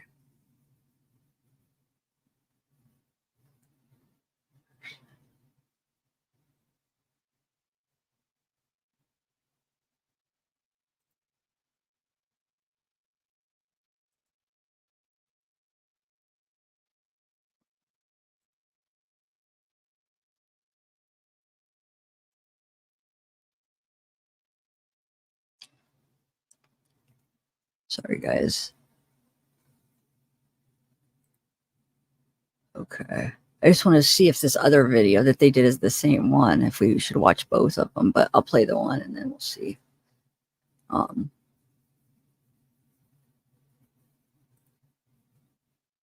just like keep that up.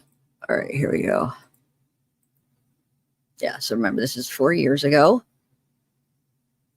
So let's see what Kelly was saying 4 years ago. So this could be one of the interviews where, remember, Wade's dad is like, Kelly's all over the news giving interviews, because this would have been, like a little over a week after the murder. So a person of interest in 2 homicides out of Southwest Florida is no stranger to our area. That's right. Wade Wilson has spent time in the Palm Beach County Jail. Tonight, his former girlfriend is sharing her story on a relationship she says had her in fear. WPTV News Channel 5's Jillian Nida live with the details on this one. Jillian.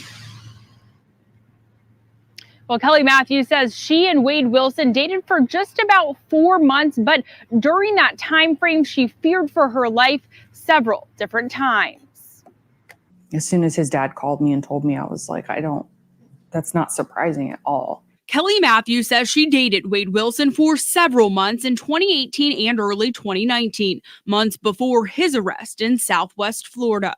The 25-year-old's been named a person of interest in the deaths of Christine Melton and Diane Ruiz. Matthews says she wasn't surprised to learn of the investigation. He stole my gun as a convicted felon. He stole 2 laptops, my PlayStation. In January, Wilson was arrested on grand theft and dealing stolen property charges in Palm Beach County. After his release from jail, the two got back together. He kidnapped me and almost killed me. In February, Matthews filed a report with the Palm Beach County Sheriff's Office after she says he sexually assaulted her on her birthday. He started trying to choke me. I almost blacked out. And then he asked if I was done being stupid.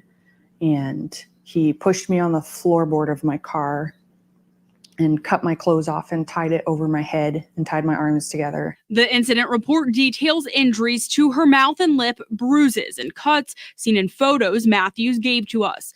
The investigation is now inactive. Wilson denied the allegations. The report also cites no witnesses and no evidence to establish probable cause. Matthews says she's now in therapy. The therapist told me it's called gaslighting, where he makes you feel like it's your fault, and then no matter what, you still want them back. She's closely watching the developments in Lee County, but saying her contact with Wilson is over. Before, absolutely, I would have been like, well, maybe, but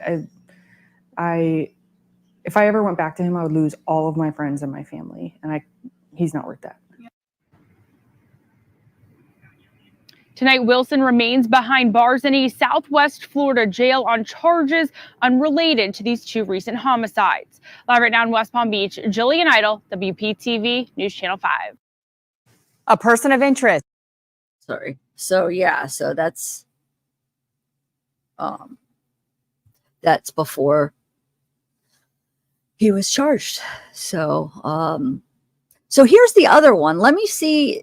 It's a different video, but let's see from this channel. Hold on one second. Let's see if it has any new stuff. We'll watch this too. It's the same channel, WPTV. Maybe they'll have it. Might have some different. This is from 4 years ago, October 11th. Oh, this would have been. The other one was October 8th. October 18th. This one's October 11th. All right, let's see. Southwest Florida with ties to Palm Beach County. A man in jail right now is considered a person of interest in 2 deaths. Wade Wilson is behind bars on other charges, including burglary and battery in Lee County. WPTV News Channel 5's Jillian Idle spoke to an ex-girlfriend in Palm Beach County who says she had her own violent experiences with him. Jillian. And Wade Wilson has an extensive criminal history. Record shows since 2010 he's been arrested more than 20 times throughout the state of Florida with charges like burglary and trespassing, also fraud and assault. He's even spent time here in the Palm Beach County Jail. He called me the day he got out of jail recently. Kelly Matthews last spoke to Wade Wilson in August of this year after he was arrested in July for sexual battery and abuse towards another girlfriend at the time. Those charges were later dropped after Wilson spent a month in jail. Earlier this week, investigators arrested the 25-year-old yet again in Southwest Florida, this time for burglary and battery. Matthews says she isn't surprised. He was arrested for robbing me in December. He robbed me and took off with a friend of mine to Texas.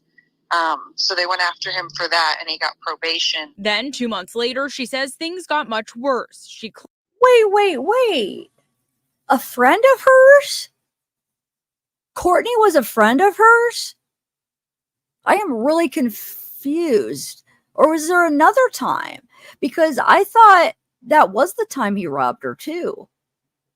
And he took off.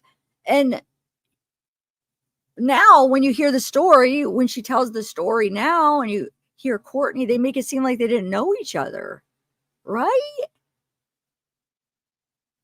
I don't know, unless if there's 2 occasions, but I swear that's, interesting. I don't know. I'm gonna have to figure that out. Do you guys know what I'm talking about? Remember a couple lives ago, they posted they asked Courtney questions. It was the girl that he left Kelly for after he R'd Kelly and hit her. And it was like pro Wade or whatever. And she was like sticking up for Wade and saying Kelly was lying. Well, both of them didn't make it seem like they knew each other before. So I don't know. That's just weird. Claims he kidnapped her, took her to the Keys, and sexually assaulted her. I thought he was going to kill me that night. Matthews says she's been in contact with Wilson's dad since learning that he could have a connection to 2 homicides in Cape Coral. Friday, Cape Coral police named him a person of interest in the disappearance and death of Diane Ruiz and Christine Melton. Now, police say a critical piece of evidence that's linking Wilson to these two recent homicides is a car that surveillance video has picked up of him driving. That's a black Nissan Versa with unknown Florida tags. Live right now in West Palm Beach, Jillian I. Okay, you know what? Actually, there might have been a couple instances because, yeah, I forgot about the one with the deadliest catch where he left her for that girl too, I think. I think it was Kelly who he left, right? So there probably was a couple instances. I just, for some reason, I was thinking the instance where he stole her laptop and stuff and robbed her, I thought it was the same as the one where he R'd her, but it might have been a different one, a different occurrence. Okay.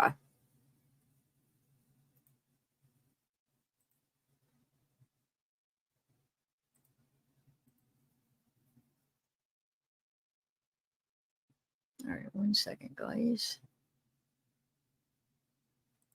Well, let me look at my email real quick.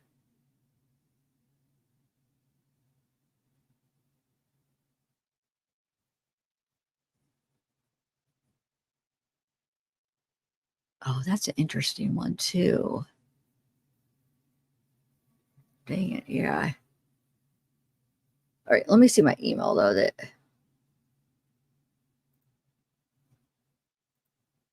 Oh, I didn't get it yet. Tina, did you email me that? I didn't get an email yet. Do you need my email? Here's my email here. I'll do the because I don't know where to get your video. You just email me a link. Oh, thanks, Elvin. But I don't know who is the one that emailed me the Alexa stuff. Thank you for that. So somebody emailed me. And like when people email me, I don't like to, because like usually I have your real name. So I never know what I should say. Because usually a lot of people don't use a real name for YouTube, which is understandable. But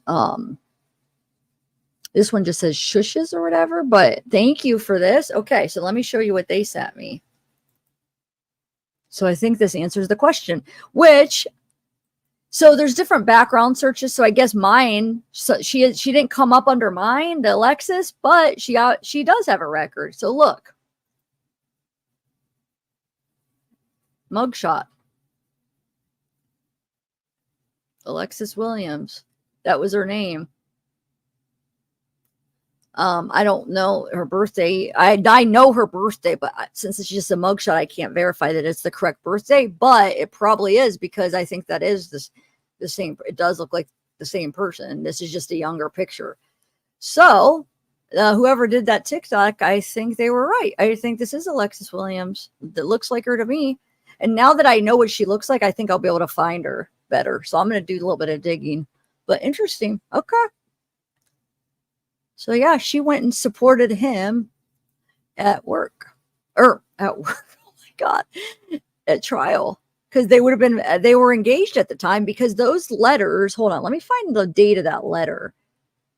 I think it was after the trial. Hold on 1 second. I don't know if you guys remember. I read them, the ones that he wrote out. 1 second. Let me just get them real quick.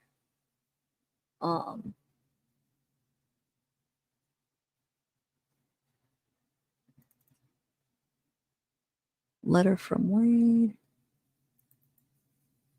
I got them right here. So the letters were from, okay, so they were from 2023. I lied. So I thought they were more recent. Well, the ones from 2023. Now, what I'm talking about is the letters where he says Alexis is his fiance. Okay. So the one is from July 2023. So it had been about a year before his trial. But that was at the trial, right? That clip, I think that was from the trial. So she's there supporting him. I don't know if they're still together at that time. Hold on, let me see if the other letters, because he actually talks about her in all these letters he mentions. So they're right there, which this is 7/7/23. So they're all from last July. It looks like. Okay.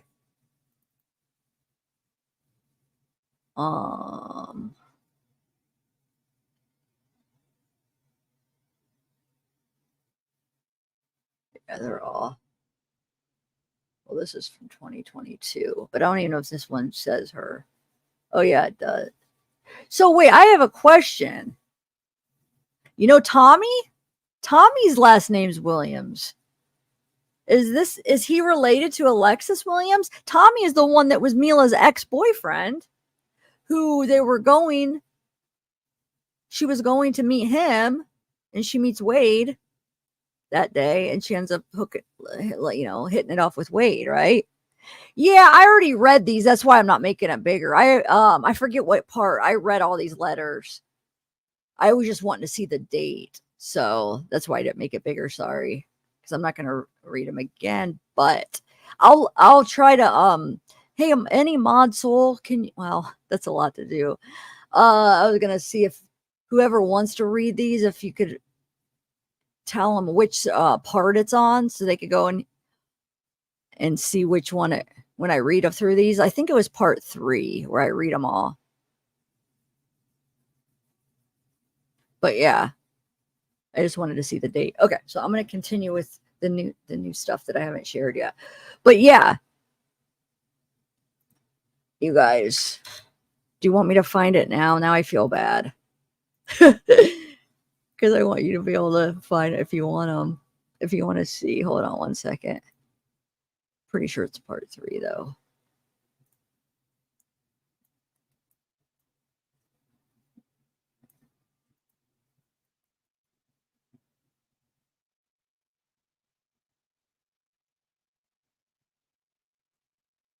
Sorry, I'm looking for you. Good timestamp. Maybe it's not part 3. Maybe it is part. Anyway, all right. So next.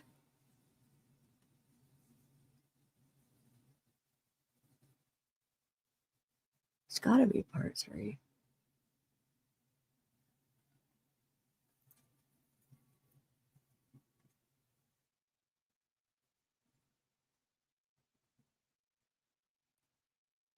I don't know.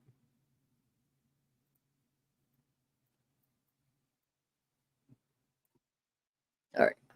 Remind me at the end if you want. Sorry, because it's on one of my lives. Hopefully I'll be able to tell you. All right. So next, let's go.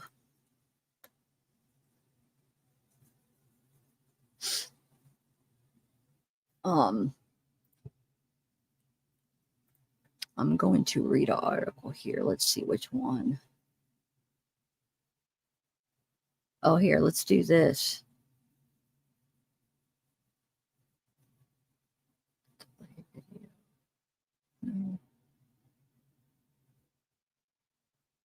Oh, yeah, let's do this one. Okay, so this is from 2019. This article I want to read. It's about Kelly, so that's why I figured do it now since we just watched that video about her. So it's like they must have interviewed her. So it says, ex-girlfriend calls Wade Wilson a psychopath, says she tried to warn everybody. October 11th, so 4 days after the murder.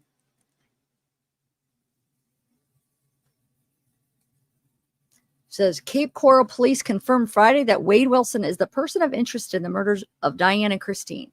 We spoke with Wilson's ex-girlfriend who says her warnings about him went unheard. Now she's relieved that he's behind bars. Kelly Matthews thought she found the real deal. He was very tall and handsome, charismatic. She said she and Wilson met online, and she used one word to describe the beginning of their relationship. Perfect. Like, yeah, he has a good sense of humor, and he seemed very smart. My family and friends liked him, said Matthews.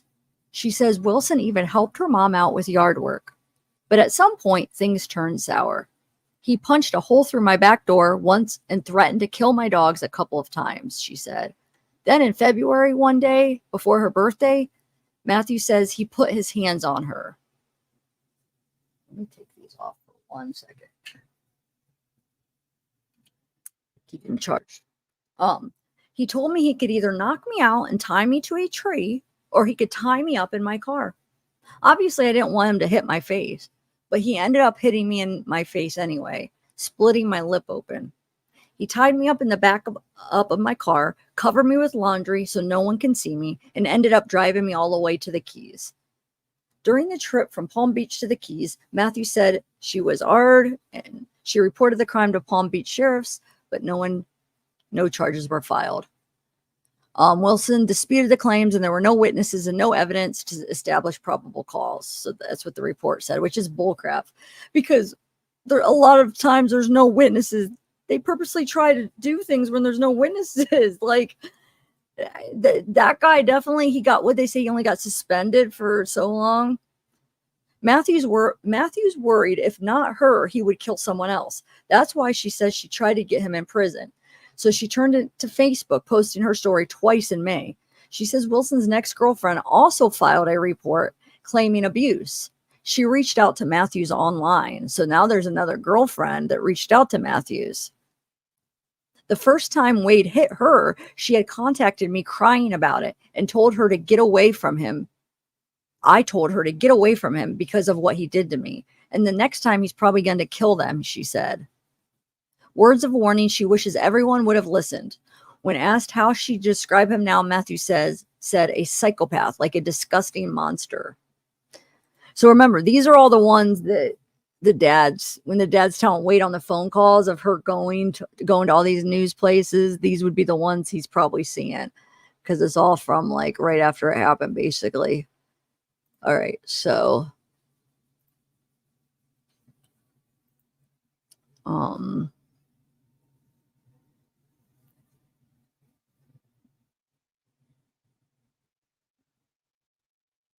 let's do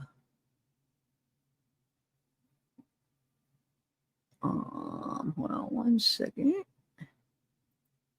Trying to see which one to read next. Oh, so see, here is a picture of the video, but there's no video here and I cannot find it. But this is the big put on speakerphone article, where she put him on speakerphone. So this is October 14th is when they published this article, which is like a week after the murders. It's called, the title is Cape Death Cases. A person of interest makes bombshell jailhouse phone calls. And then remember, she's in a shadow, like Kristen even said. Melissa Montanez, the recent ex-girlfriend of Wade Wilson, agreed to speak to us on camera as long as we hid her face. Wilson is a person of interest in the recent deaths of 2 Cape Coral women, and he is in jail currently for unrelated charges. Credit this Wink News. Wink News investigative reporters Allison Gormley and Lauren Sweeney stopped by to see Montanez and found Montanez on the phone with Wilson, who is calling her from a recorded Lee County jail phone line. Cape Coral detectives say Wade is a person of interest in the deaths of Christine Melton and Diane Ruiz. During those calls, Wilson told Montanez about the murders of 2 women and why he did it. So yeah, but there's no, like I said, I think it's because it was an open investigation and at the time, and they had him take her down, or had them take it down. Okay. Let's see what else we got.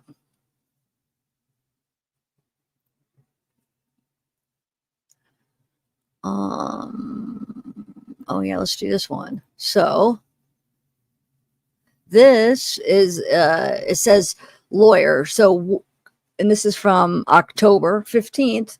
So this is just the week after the murders, 2019. It says possible confession from Wade Wilson could hold up in court. Okay. So they're wondering if that could hold up, the phone call. It says a possible consequential confession from Wade Wilson could be used against him in court. His ex-girlfriend, Melissa Montanez, claims he owned up to the murders over the phone when he called her from jail Monday. Quick question. I have not yet, and I know I should. It's only 3 days. I need to watch it all. I'll watch it at night and fall asleep, but I have not yet watched the whole trial. Do they play the calls in the trial? Was it a part of the trial? Did it hold up in court? Does anybody know? Did he allow it? I gotta know. Maybe I'll try to watch it tonight again. But what I've seen so far, I haven't seen it.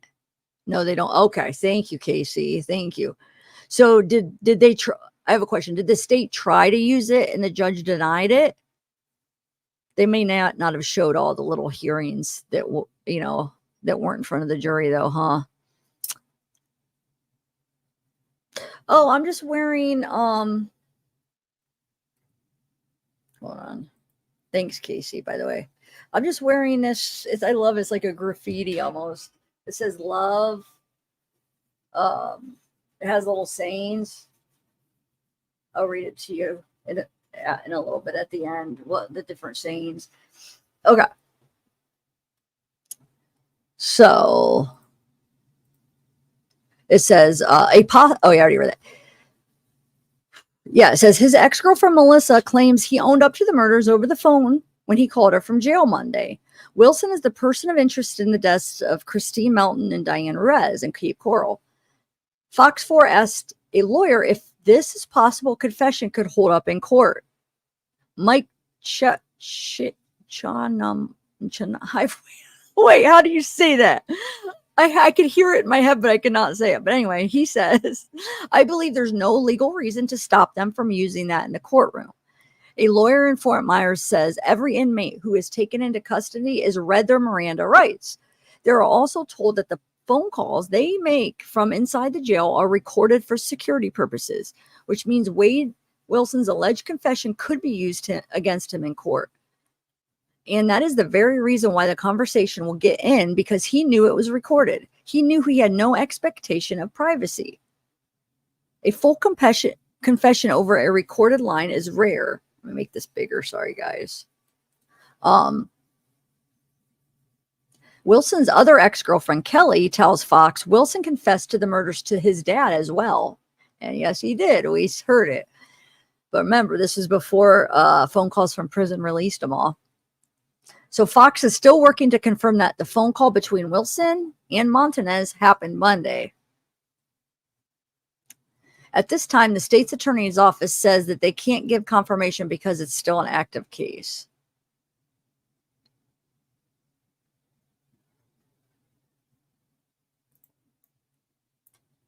Okay, so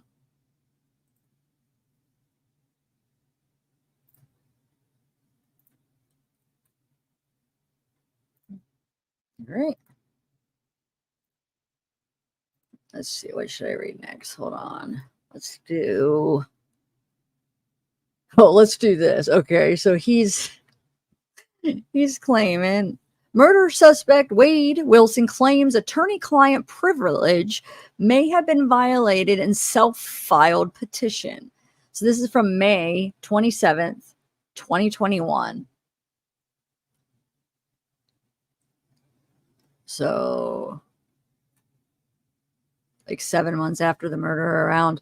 A man accused of terrorizing a community and going on a killing spree in Southwest Florida community is asking to get his case dropped. Oh, thank you, Christy, for gifting. Thank you so much. And thank you, Elvin and Soul and Curious for the super chat. Okay. Oh yeah, and I starred yours, Alicia, because I wanted to answer.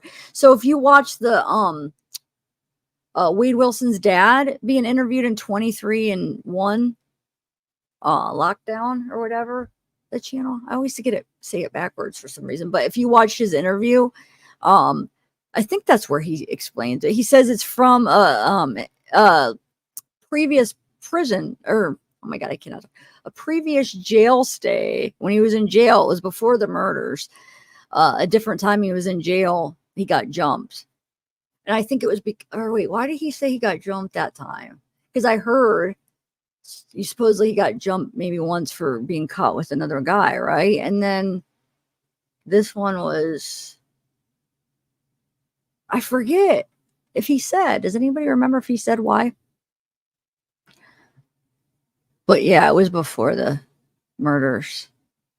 Anyway, Wade was indicted by a grand jury for the first-degree murder of 2 women in 2019. On Wednesday, he filed a petition for writ of mandamus without his attorney. Essentially, the petition is asking the court to do its job. Wilson wants his case dropped because of the malware attack on the public defender's office last month. He says because the information may have been leaked, it violated his attorney-client privilege. After a grand jury indicted Wilson, he tried to escape jail in 2020. Public defender for the 20th Judicial Circuit, Kathy Smith, told Wink News she couldn't speak to anyone's case. But when asked for any update into the malware attack investigation, Smith said, "I know my ability to access files was blocked. I have no confirmation that any data was actually disseminated." Even if it were, law expert and attorney Pamela say Wilson didn't even file the paperwork correctly, so it's likely to be thrown out. A person represented by counsel cannot petition the court on their own behalf. They have to go through their lawyer, CA explained. And when you take a look at what was said, it may have occurred, it may have had an impact. If there's a question about whether it may or may not have occurred, that means that this is not something automatic. Another man in jail, Joseph Zeeler, also filed a request exactly like Wilson's earlier this month. It was denied 2 days later. Zeeler is facing an SA charge and a murder charges in a high-profile case from 1990 involving a young girl and her babysitter. Wow. Both Wilson and Zeeler's attorneys told Wink News they cannot comment on their client's actions. Hold on, I want to do something.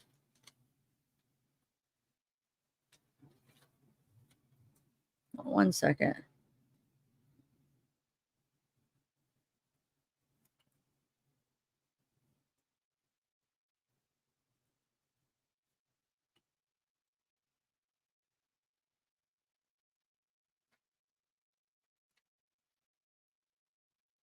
Okay. All right. So thought that was kind of interesting. He's trying to get it thrown out. I mean, I guess these people have nothing to lose. You know, of course he's going to appeal. Of course he's going to try for a new trial. They're going to do whatever they were like Shonda tried to appeal. They have nothing to lose. They're in their life. Of course, try everything you can. Anybody would, but it's not like you're going to win, but it's nothing to lose to try, right? All right, what is this one?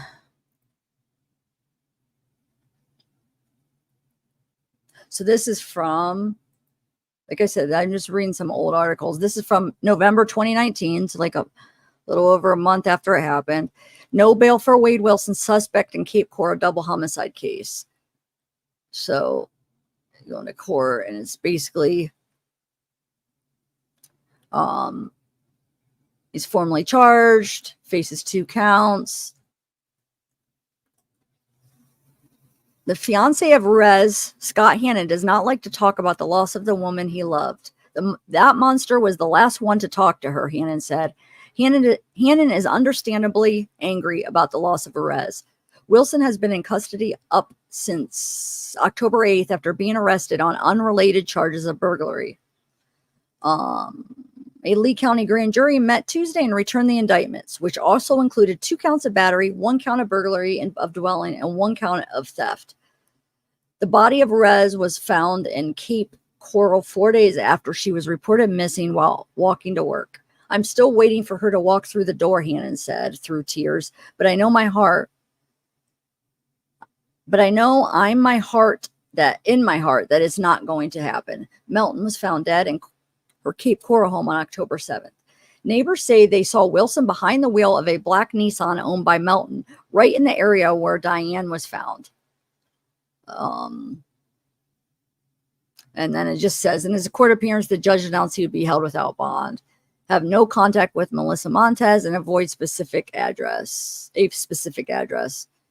All right, so Melton's family told us they are not ready to talk about their loss. As for Ruiz, Hannon told us that her son now lives with his grandparents and her daughter lives with her father's family in Virginia. So they had to split up the family. So son goes with the grandparents. Daughter lives with father's family in Virginia. Wow. says, regardless of legal repercussions that may happen to the suspect, Hannon will have trouble moving on from the sadness gripping him right now. She was the light of my life. There wasn't a night where we didn't kiss each other goodnight, and I'm missing that right now. Aw. All right. Sorry. I have more videos to play too, but I figured I'd read some of the articles I wanted to read. Did you guys... Wait, hold on. What is this one?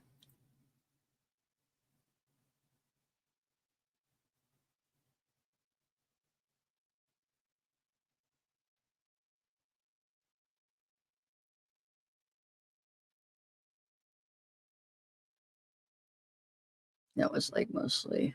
All right, so I'm gonna play. I gotta put my headphones in now. I'll play a couple videos.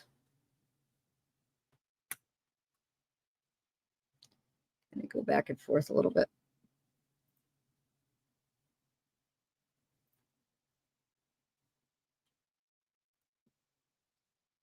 All right, so let me play. Which one? Jury recommendations. What's this? Let's see what this one is.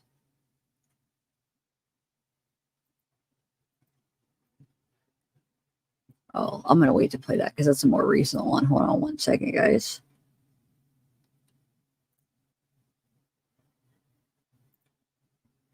Oh, let's do this one. Okay. So this...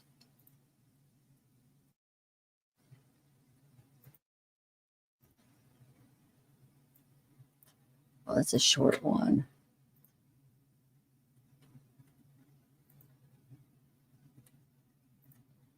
So let me get it back up 1 second.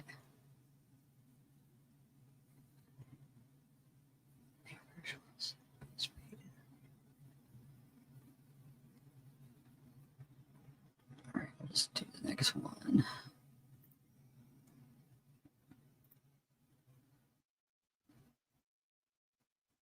Okay, so I got 2 of them to play.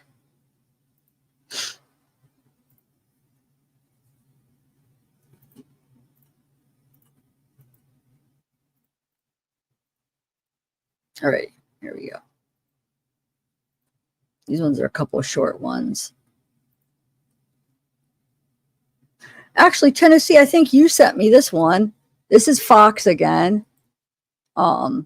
Just a quick one, but it talks about how he received nearly 4,000 messages since his conviction. And this is actually from just a month ago.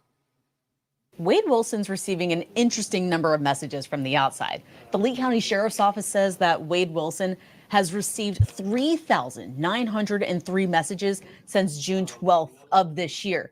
And that happens to be the same day he was convicted of killing Christine Melton and Diane Ruiz. Deputies say he's accepted 279 requests for communication, 754 pictures. The sheriff's office had to reject 163 of those pictures. Let's just say that they were inappropriate. He also got 65 letters. Now, Wilson's going to be sentenced on July 23rd, but here's the problem. His attorneys have filed a motion either asking for a new trial or an acquittal of Christine Melton's murder and 2 other charges.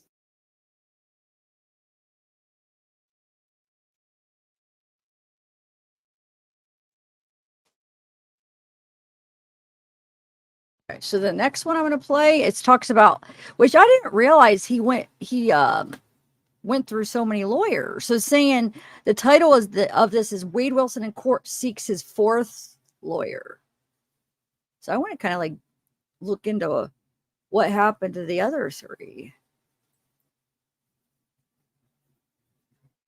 You know? All right, 1 second.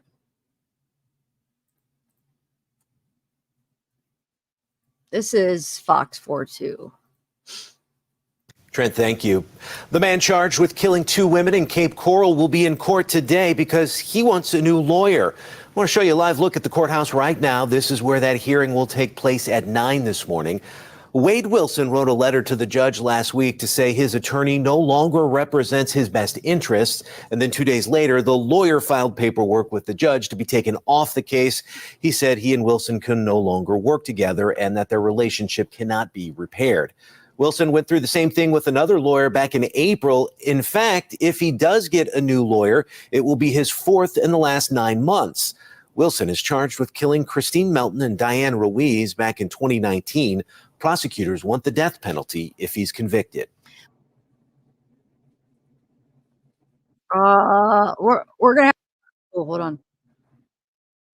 Sorry, it plays the next video. I can still hear it. Wait a minute. Why does this guy look like fake? Hold on. This is the video that popped up after. Look at this guy right here. Why does he almost look fake?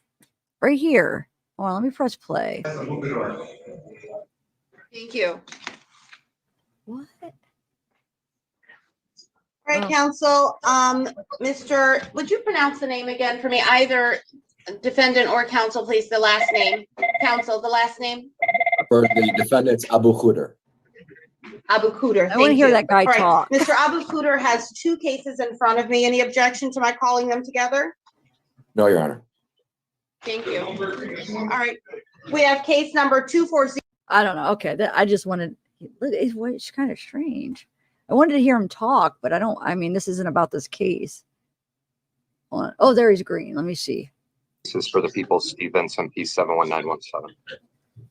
And good morning, Your Honor. Good morning, Whoa. Hassan Hamadi, P775. Hold on a second. That's not what I would expect him to sound like. Right? Hold on. Judge, they're going to be chronological. I guess just make them at the same time because one leads into the other. Regarding case number 9601 with the offense date of July 14th of 2000. Wow, I did not expect him to sound like that. I'm not making fun of him or anything, but it almost looks like everything's too perfect. Like I don't know how to explain it. I think it's his camera settings because he has the blur behind him and it's making him look, I don't know, I'm silly. So I'm not making fun of him. It's different. The way the camera. Is anybody else, or do you think you guys I'm crazy? Does anybody else see what I'm talking about or no?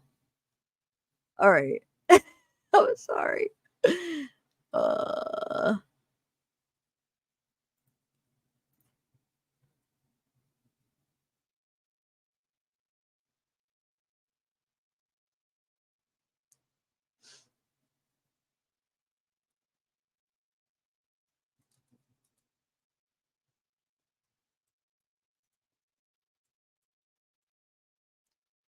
Okay, so where are we at? Wait, I want to see. AI, yeah. It's like almost looked AI. So you guys see, okay, good. It could have been AI. You never know these days. You really don't. All right, let's see. Next one. Let's do. Ooh. And I have that book I liked. I'm going to read a couple excerpts like for this case. I wish you know what I should have done is read a couple for the Paul Ferguson and then a couple for this. And then eventually I could read a little bit here, a little bit there. But it's why women are attracted to men like this, right? So there's a video, just a quick video. Maybe I should try to find that article too that talked about it, which there's a lot of research. It's really interesting. But this is just like a 3-minute video. It's by Fox 4. It's titled, Why Psychologist Says Some Women Are Attracted to Killers Like Wade Wilson. So this is from 3 weeks ago. So let's watch it. Recently, I told you about the number of messages and pictures Cape Coral convicted murderer Wade Wilson has received inside the Lee County Jail. The Lee County Sheriff's Office says that Wade Wilson has received 3,903 messages since June 12th of this year. I'm Fox 4 senior reporter Caitlin Knapp, and when I posted about this on social media, reactions were mixed. One person said, "I feel attracted to him," or "Love you, Wade." Others started asking for his inmate number to send him letters or put money in his account. someone said Wilson shouldn't get any more communication from the outside. So I wanted to dig deeper about what seems to be an infatuation with Wilson for some people.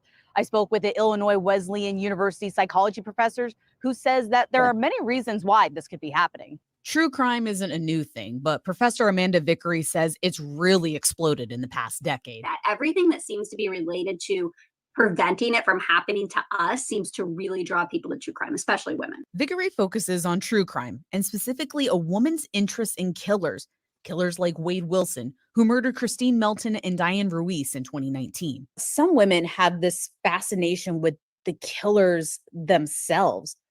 Why? According to evolutionary psychology, we today are still attracted to the things that would have helped us survive back in our ancestral past. Think hunter-gatherer environment. Vickery says the gatherer is meant to be a protector, the dominant figure. Who is more dominant than a killer? And so while consciously it makes no sense for a woman to be attracted to a killer, especially who has killed other women, our subconscious mind doesn't always make that distinction. That dominant trait is something she says women can be attracted to.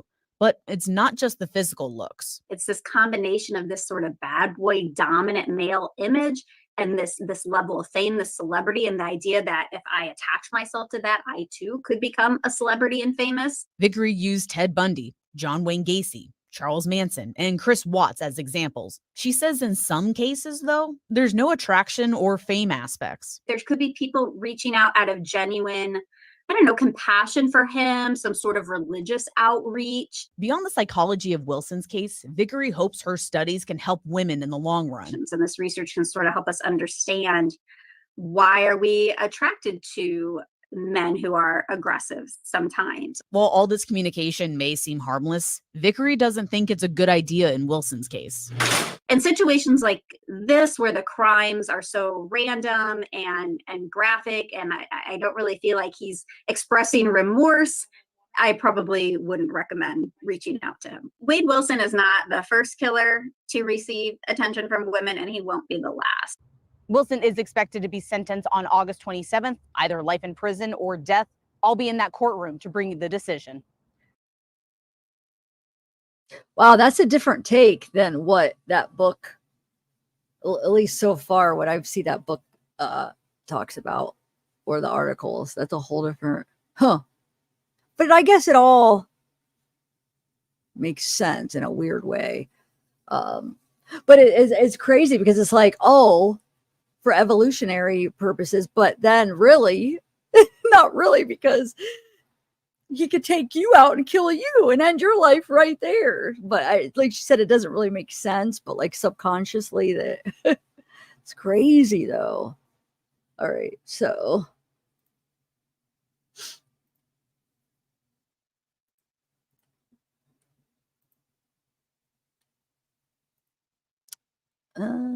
let's do, what is this one? This one is,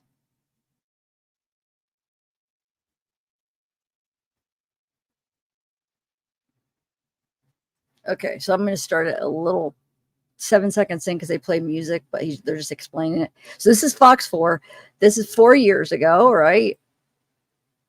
They're talking about the phone interview and could it hurt the case? So this is like a month after it happened. Attorney says Wade Wilson's phone interview could hurt the case. Women. Now, Four in the Corner was the first to bring you that conversation on Friday. I'm Patrick Nolan. And I'm Jan Monreal. And tonight, an experienced attorney not associated with the case says coming forward only hurt Wilson's case. Rachel Lloyd at the Lee County Jail where Wilson's being held on a battery charge. Rachel, what did that attorney say?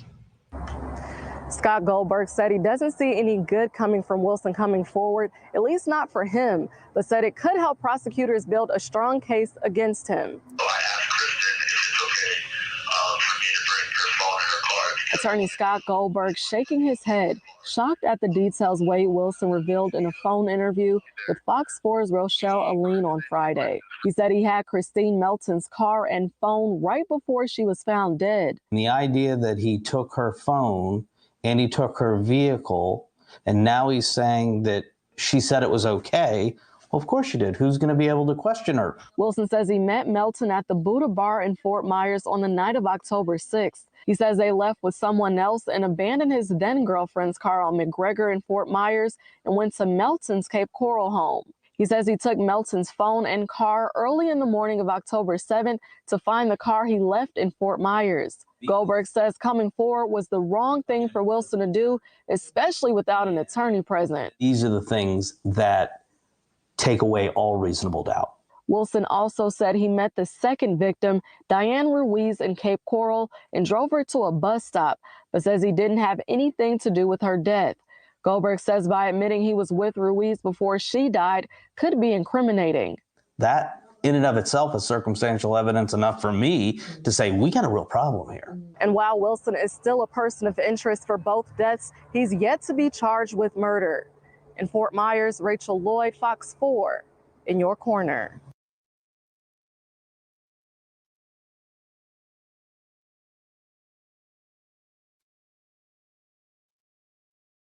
I was finishing a comment here. And who asked if I was sick? No, I'm not sick. I just lost my voice a couple of days ago. Not sick at all. Just the voice. Just the voice.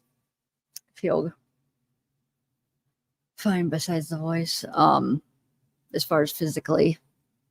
Okay, so what's next here? Let's see what else I got. Good. I'm glad that you guys like this. I always like going back to old stuff. What's this one?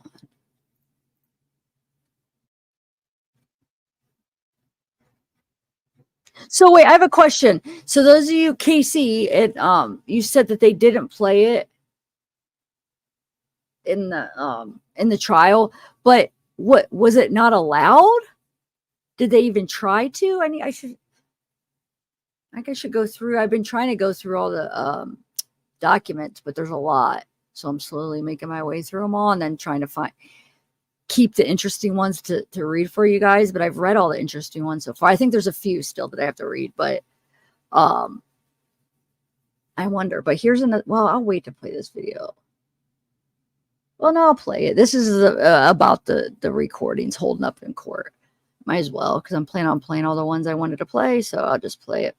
Interest in the deaths of Christine Melton and Diane Ruiz in Cape Coral. I'm Jane Monreal. And I'm Patrick Nolan. Wade Wilson's ex-girlfriend, Melissa Montanez, claims that he admitted to committing those murders when he called her from jail yesterday.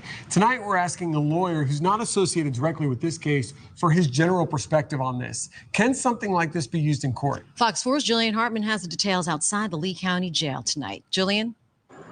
Well, the lawyer I spoke with says every inmate who's taken into custody is read their Miranda rights. They're also told that the phone calls they make from inside the jail are recorded for security purposes, which means Wade Wilson's possible confession could be used against him in court. He admitted over the phone to me that he killed both of those women. Tonight, I asked lawyer Mike Chinopoulos if that potential bombshell admission could be used in court. I believe that there is no legal reason to stop them from using it in the courtroom. He says every inmate, including Wade Wilson, is told their phone conversations are recorded. And that is the very reason the conversation will get in, because he knew it was recorded. He had no expectation of privacy. He says in his experience, a full confession over a recorded line is rare. It's not often that people do that. Their lawyers tell them not to do that. Hey, that's a recorded line. Don't even tell me stuff over that line. Another ex-girlfriend, Kelly Matthews, tells us Wilson confessed to the murders to his dad as well. If the tape recorded conversation is true and admissible, and then that leads to the admissibility of the father's statement, I think it's very powerful and damning evidence that would be nearly impossible for defense to overcome with a jury. Tonight, we are still working to confirm that phone call between Wilson and Montanez happened yesterday. At this time, the state attorney's office says they can't give confirmation because it's still an active case. Now, if that phone conversation is true, Chinopoulos says it gives the state a reasonable basis to charge Wilson for the deaths of Diane Ruiz and Christine Melton. So I asked him, When could we see those potential charges upgraded? I think they're taking this time to build their case. I think they're going slowly, not because they're trying to delay, but because they're trying to put their case together in such a way as to maximize the possibility of success. Now, the lawyer also tells me that Wade Wilson could face a death penalty in these two cases. He says if the recorded conversation is real and if the judge rules it admissible, he thinks Wade Wilson will likely take a plea deal. Tonight, Wade Wilson remains in the Lee County Jail. In Fort Myers, I'm Jillian. Nope, he didn't take no deal.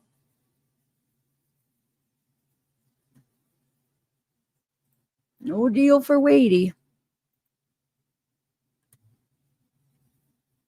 And who I wanted to comment on something. Where is it? Hold on. No, Good is Evil. That's not the same Joey. We showed a picture of Jumpsuit Pablo, and I feel like, I'm sure I trust his what do you call it? His find or whatever of who Joey is, the picture, and it's not the guy he was in jail with. It's a different Joey, I guess. I mean, I guess I can't say that 100% because I don't know, because I haven't actually found Joey myself or found his last name, but I don't believe it is. I feel like that Jumpsuit Pablo showed that Joey. I feel like that is the picture of Joey, and it's a different than the guy. Because remember, they showed a picture of the guy he escaped with. It's not the same guy. Plus, if you listen to their conversation, it doesn't sound like that guy was in jail with them. You know what I'm saying?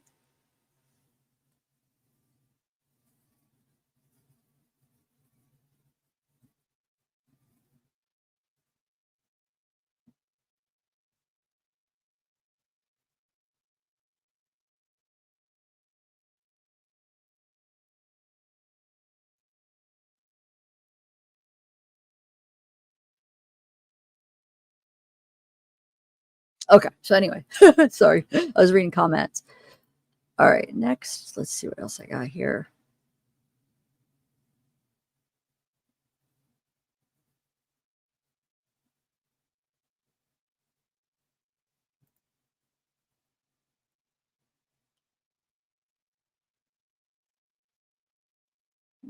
Hold on. Video unavailable. Well, that's weird. Oh, I got it.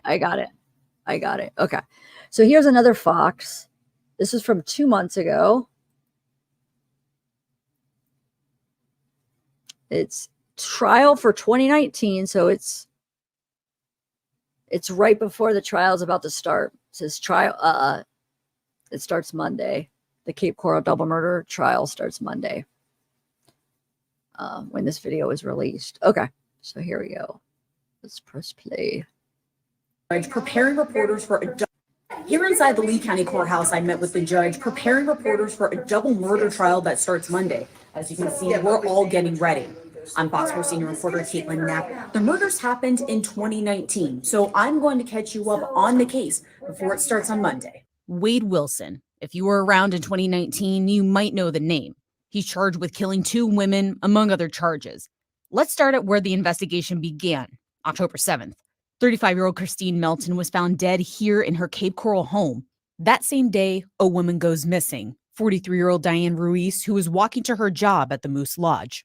I want my mother to come home. That's my mother. On October 10th, Ruiz was found dead in a field behind Sam's Club. Cape Coral police said her death was related to Melton's case. Both women were found strangled, according to reports. On that same day, police identified a person of interest, but wouldn't say the name. So how does Wade Wilson come into the picture? Well, 2 days prior, he went to jail for an unrelated battery charge. For months, police investigated the murders until a grand jury indicted Wilson on November 19th, 2019. Very early on, our detectives identified Wade Wilson as a person of interest. Since the announcement, Wilson has been in the Lee County Jail. At one point, he admitted to the murders to an ex-girlfriend, she says. Then he told a Fox 4 reporter, "No, ma'am, I did not commit these murders, and I'm innocent." He even sent us letters claiming he didn't have anything to do with the killings. Oh, There are several wait. You know what we reasons got to do? Hold on. Let's try to read some of these. Hold on. I'm bad. I'm like that. You know me. You want to try? Okay. Hold on. Let me see if it comes out. Hold on. Oh, shoot. What do you guys think? Okay, here we go. All right. Criminal complaint to whom it may concern. We can see some of it. I have given law enforcement information about a criminal organization I work for that involves something foundation ring at Mila's spa on First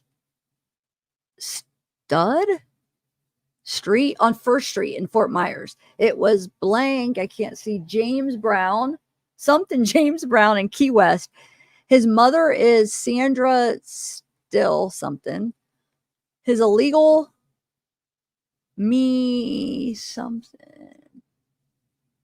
something had bought him, and then it's blacked out. He smuggles very large amounts of, and that's blacked out. I know where bodies of his enemies and barrier islands I can take. And then interrogation files. Hello, my friend. I heard you. Wait, you guys. I heard you got to 100,000. Right? Yay! Yay! Hold on. Let me check. I'm not check, but let me see for myself. Stacy told me, and I didn't get to look for myself. Hold on. I gotta see. That's awesome. Are you?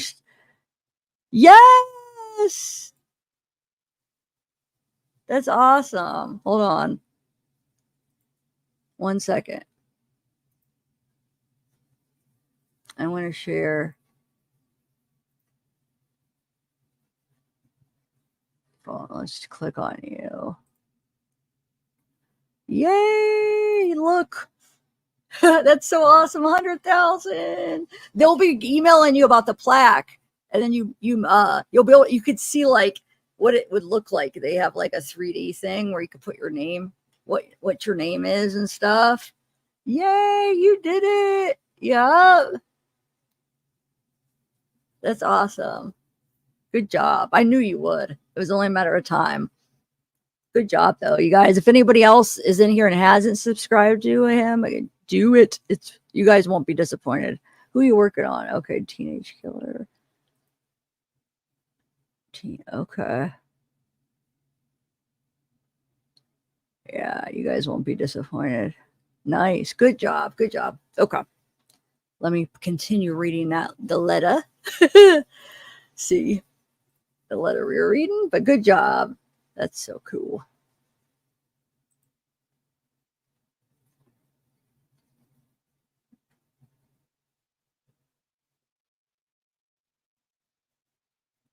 The first minute? Just the first minute? But then I won't be able to stop. I feel like I won't be able to stop. Okay, we'll click. We'll do it real quick. I hope I have my audio still shared. Hold on. I feel like I'm like it'll be get us, but we'll play the first minute. This one, right? Let's see.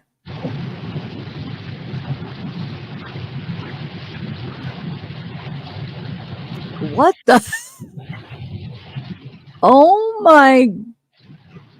Who is? While I was gone she got shot.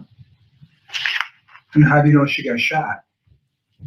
I just assumed there was, since there's all the blood on her head.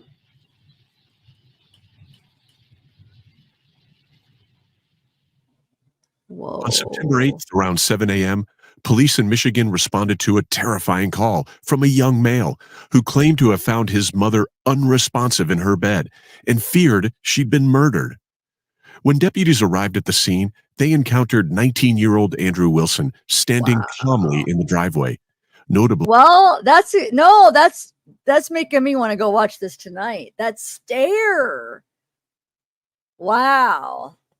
Yeah, guys, go check his channel out.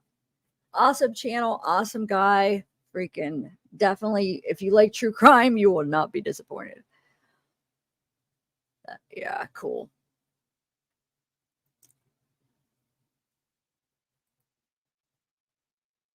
Yeah, you're in Michigan, Just Debbie. Ooh. Oh, Felicia, thanks. And yay, Just Debbie. Oh, Rita says she's been binge watching you for 2 days.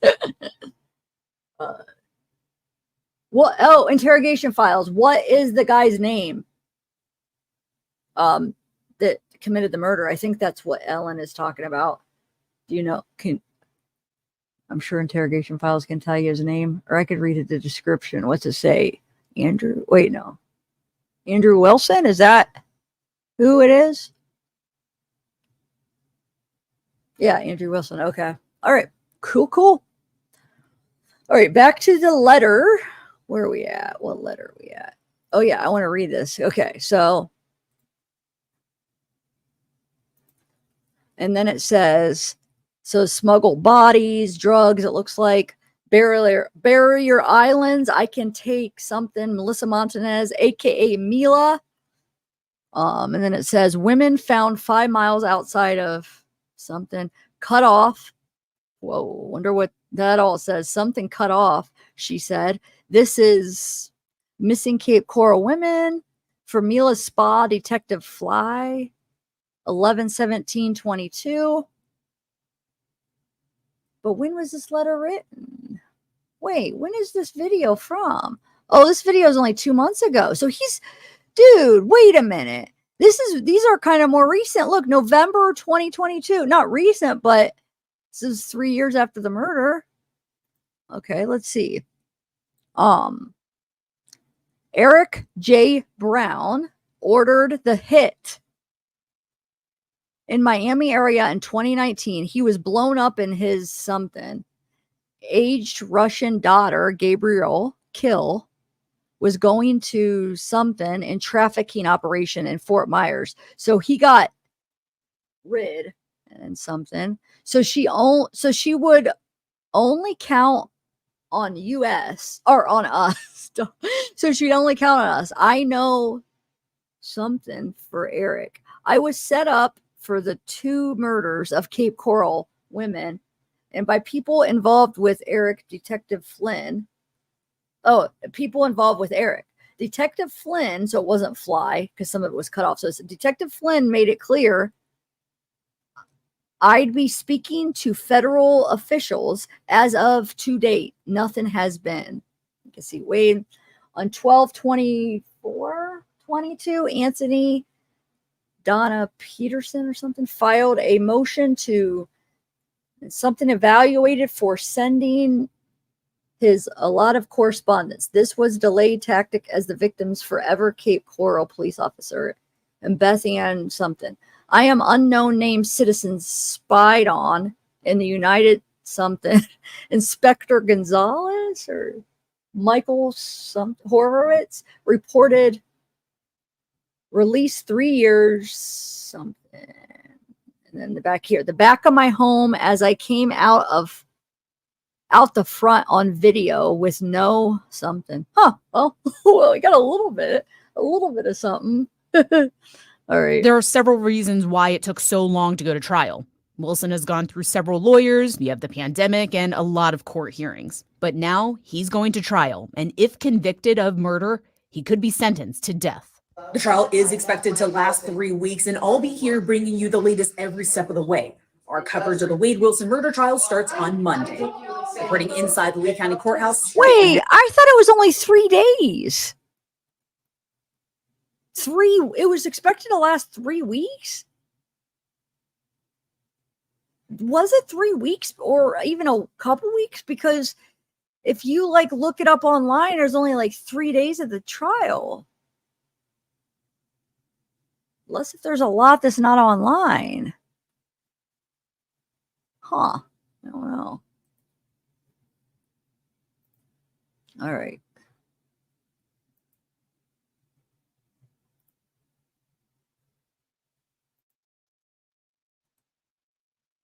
One second, guys.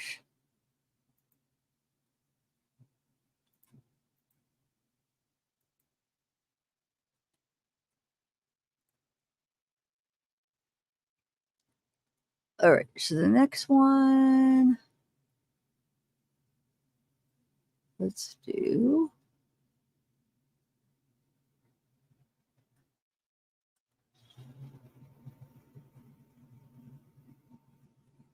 Oh, let's see what this one is. So this is called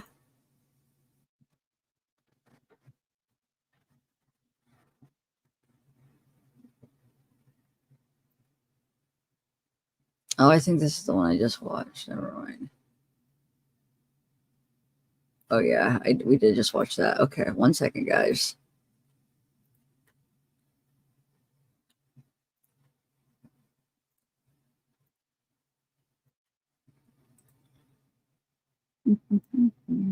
Friends and family for Diane Ruiz came together to hold a fundraiser for her family.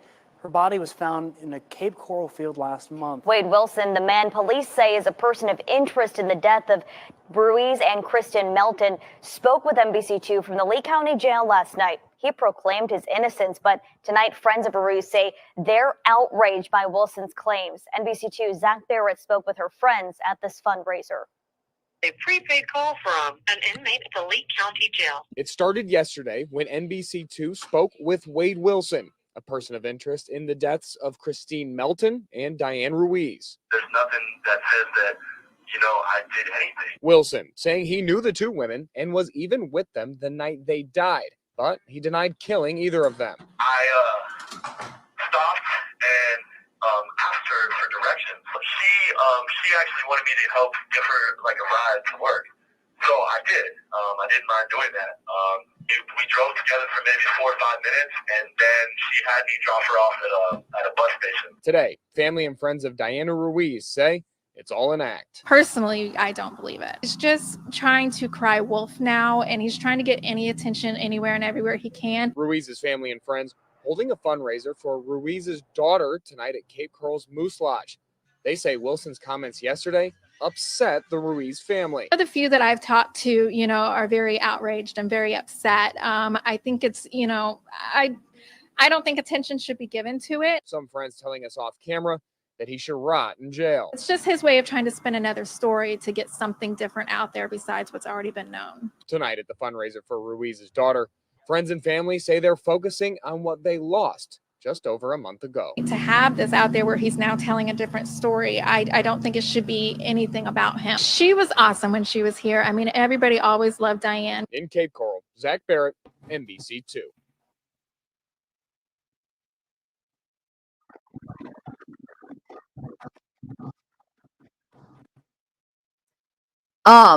To answer your question, JR Boomer, JR and Nana Boomer, sorry. No, the GoFundMe got taken down, right? Remember? Somehow that went against policy, or they got taken down. Now he has a GoFundLee. So I think it was something different. But I do think, it still doesn't mean maybe he started it, in whenever, back years ago, and he still has it. I don't know when it was started. Let me see, actually. Will it say when it started? Hold on. But I know there's two different things. He tried to have a GoFundMe. Does anybody know why that, what happened with the GoFundMe? And now it's a Fundly, whatever that is. But let's look at it. We haven't looked at it in a while. Let's see. It keeps going up. It went up, I think at least 5,000 since the last I looked. So it might be new. I'll see when it started. Hold on. Where's it at? 1 second. I got it here. I just go to find it. Reddit. No. No.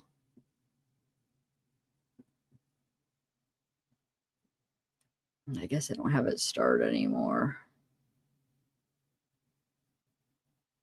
Oh, here it is. Okay. So here it is. 65. So I think it was around 55 or 58 maybe when I saw it. When we first did, I have to go back to my first live. I'm pretty sure it was in the 50s.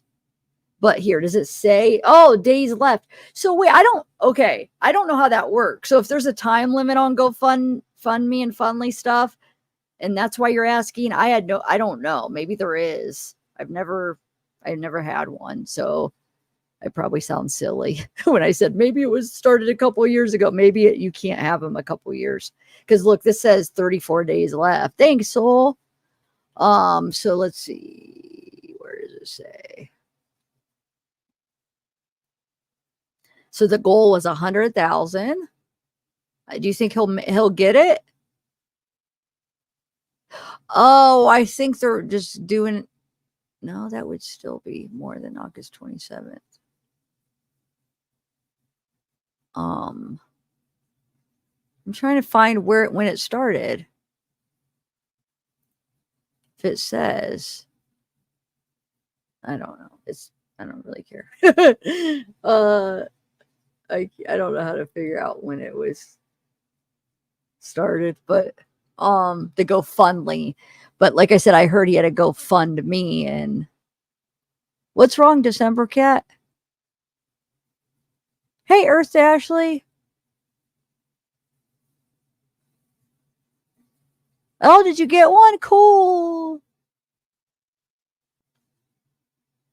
Yeah. They are.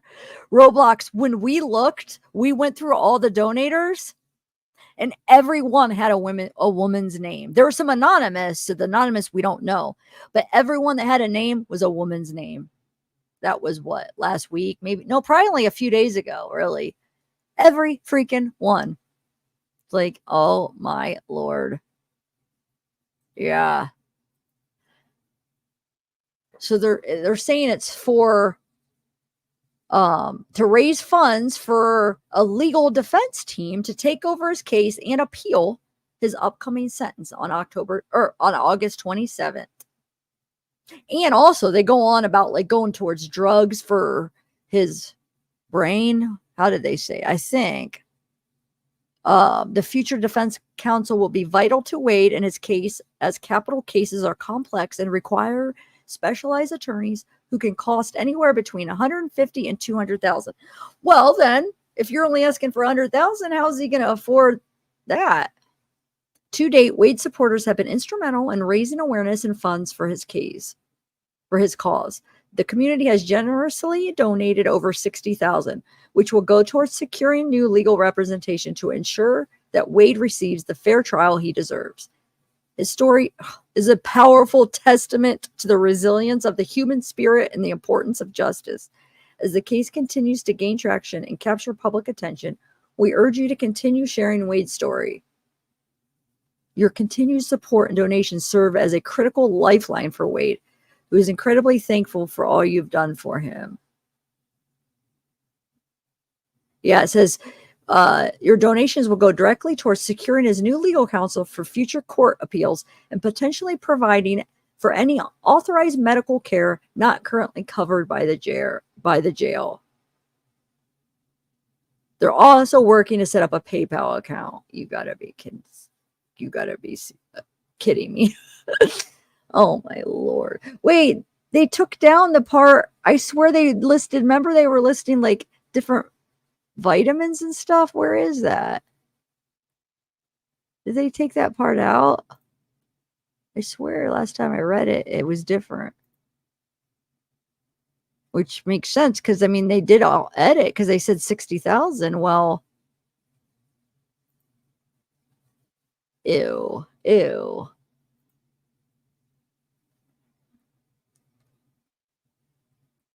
For better experts. Anyway, all right, let's go back. Sorry. I just wanted to see how much it was up to. Yeah.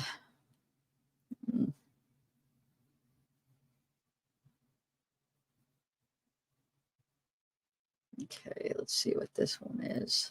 Another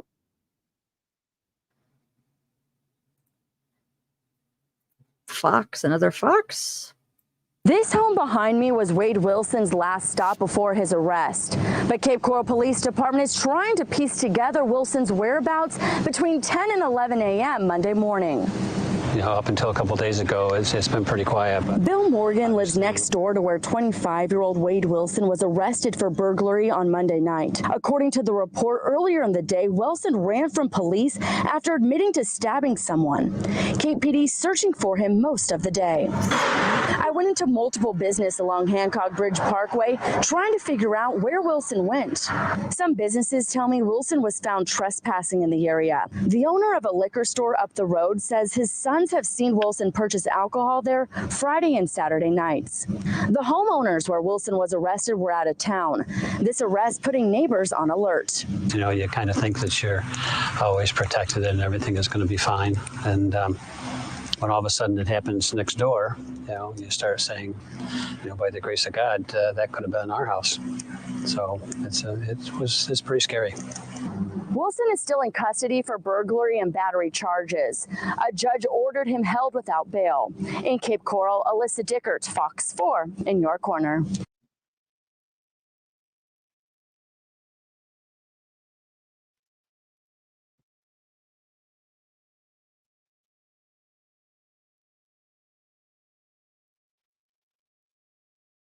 Okay.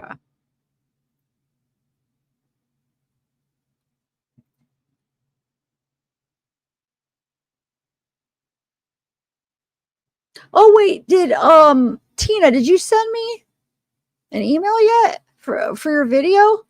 No? I didn't get it if you did. Oh, here is an article. It's from I feel like I'm screaming when I try to read with these earphones, and so I try to take them out when I'm reading. But here's an article from October 11, 2019, so just a few days after the murder. It says she was a once in a lifetime person. Family of Christine Melton releases a statement. So here they release a statement. A life gone too soon. Christine Ann Melton, 35, was found dead in a Tudor Drive home Monday. She was one of the 2 women murdered in Cape Coral this week. Police say her death is connected to that of Diane Ruiz, who was reported missing after she was last seen walking to work Monday. Melton's murder was just the start of a large investigation. CCPD says one man, Wade Wilson, is a person of interest in both deaths. During this horrible time, Melton's family has chosen to speak out and release a statement in regards to the death of their beloved daughter, sister, cousin, niece, and aunt. As the family of Christine Melton, we have decided to release a statement. Our hope is that it sheds some light on our beautiful girl. Before Monday, Christine was not a victim. She was not a news story. She was the glue that held our family and friend group together. She was stunning, but her beauty paled by her character. Above all, Christine was loyal. She had been our support since the day she was born. She was a protector and loved fiercely. She was wicked, funny, beyond words funny. Oh, she was wicked funny, beyond words funny. Her humor was dry and quick and witty. Anyone who ever sat beside her knows that. She was adventurous. She loved traveling, the mountains and the beach. She was a beloved daughter, sister, cousin, friend, niece, and aunt. The favorite aunt amongst our children. Her absence leaves a space that can never be filled. She was a precious soul and an irreplaceable force. She was a once-in-a-lifetime person. Think of her that way. Please pray for us. Pray for the family of Diane Ruiz as we are living a nightmare you cannot fathom. Please respect our privacy during this difficult time.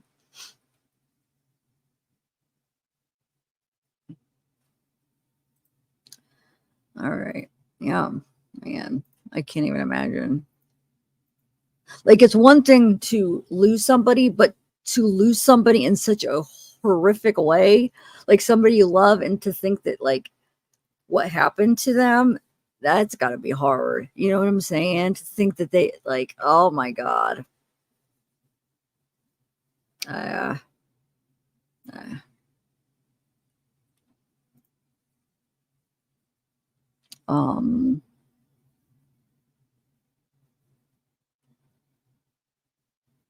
right, let's see what this article. Let me read the last article before I play the last of the videos. Okay, so this one is person of interest in Florida murder cases allegedly confesses. Oh, so this is basically another article talking about the confession that Mila does the speakerphone. So let's see if she says anything different. A person of interest in Florida has allegedly confessed. Ex-girlfriend Wade Wilson said he called her from a jail Monday afternoon and confessed to killing Diane and Christine. So Melissa said she got a full confession from him. He admitted over the phone to me that he killed both of those women. He strangled both of them. Melton was found dead inside her home the same day Diane was reported missing. He said he just felt like it. He said he was on drugs and it messed him up, he said. The same morning, Montanez said Wilson came to her business in a car she's never seen before. When he showed up trying to attack me, he came in a black Nissan Versa.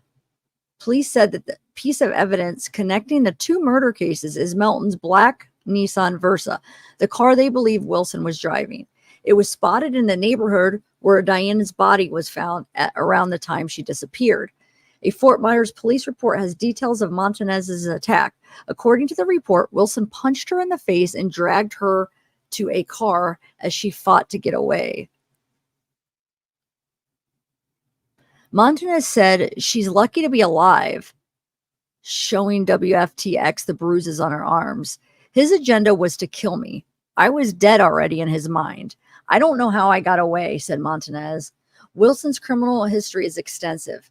He's been arrested more than 20 times since 2010 with charges like assault, fraud, and trespassing.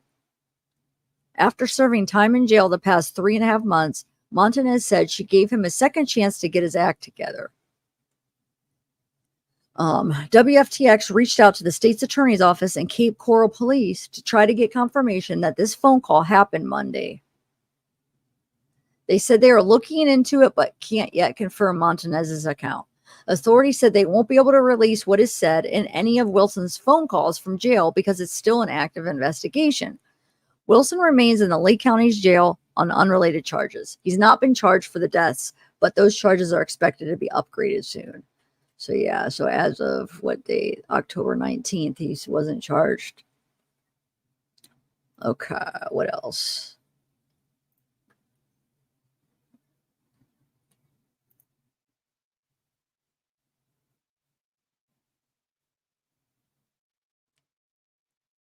I think this is the one I already played. Hold on.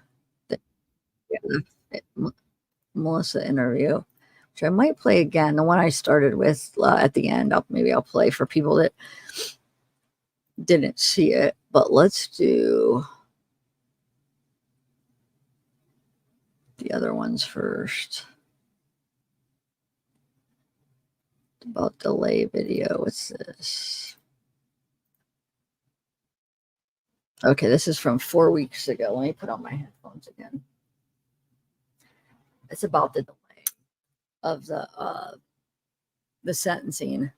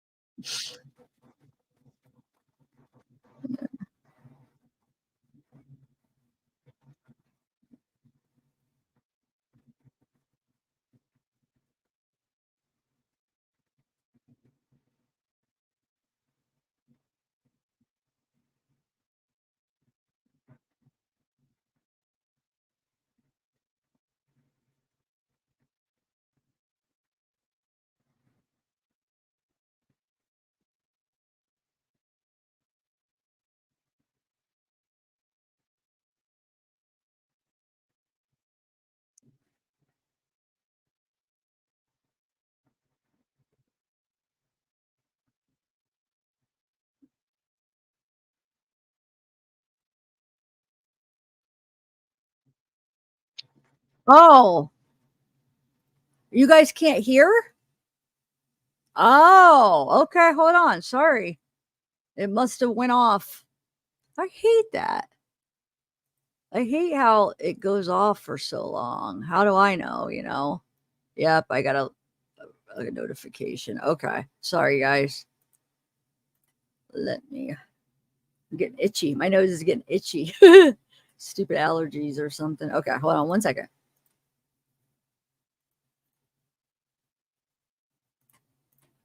All right, here we go. This one's kind of interesting. I know we've talked about it, but all right. Let me know if you could hear this. You should be able to. A last-minute court date for convicted killer Wade Wilson brought me back to the Lee County Courthouse on Friday. I'm Fox 4 senior reporter Caitlin Knapp, covering the Wade Wilson trials since the beginning. A judge ruled on Friday that Wilson's sentence will be delayed. Wilson's attorneys argued that the doctors who will testify still need more time. One reason is because of schedule conflicts. The other is because of testing. One doctor needs to evaluate him. The doctor wants to do brain scans on Wilson, but it would require Wilson to go to a facility. I don't know if he would be prepared to render an opinion as to whether or not my client had any organic brain damage without those. The state attorney's office said the scans are not necessary because there's no evidence Wilson had any brain injuries before the murders of Christine Melton and Diane Ruiz. The state attorney's office called the request for brain scans a, quote, fishing expedition. I don't think that there was evidence that's sufficient that we're concerned that he needs to have these done in order to be properly sentenced or or to have his rights protected. Also during court, Wilson asked to be dressed in street clothes for the sentence, but the judge denied that. He also delayed a ruling about a new trial or an acquittal, something the defense filed a motion about this week. Again, Wilson is expected to be sentenced on August 27th. A judge will decide whether Wilson will spend the rest of his life in prison or be put to death. I will be in that courtroom to bring you the ruling. Reporting inside the Lee County Courthouse, Caitlin Knapp, Fox 4. So that's interesting. So he requested to be able to wear street clothes, not his jail uniform for sentencing, and they won't let him, which makes sense because the whole point of not wearing them is to not bias the jury. So the jury already voted, so there's no reason you have to be wearing your street clothes. But that he tried, which I don't know why. What you think you're going to impress the judge? You know what it is to impress the ladies. He knows what else? You know what I'm saying? Or maybe just to get out of the street clothes. But I think because he's probably got women coming to the hearing, right? I don't know. What do you guys think?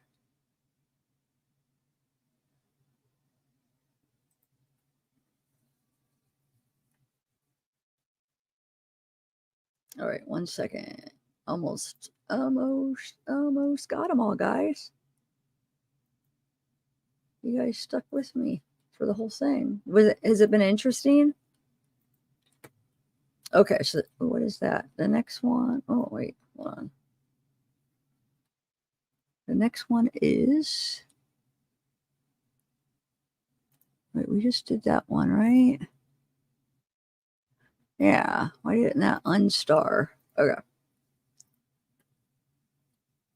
Next one is, where's that? The jury recommends or.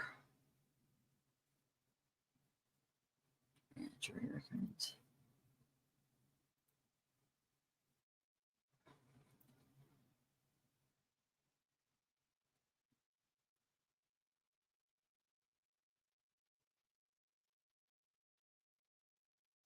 Wait, why did I save this one?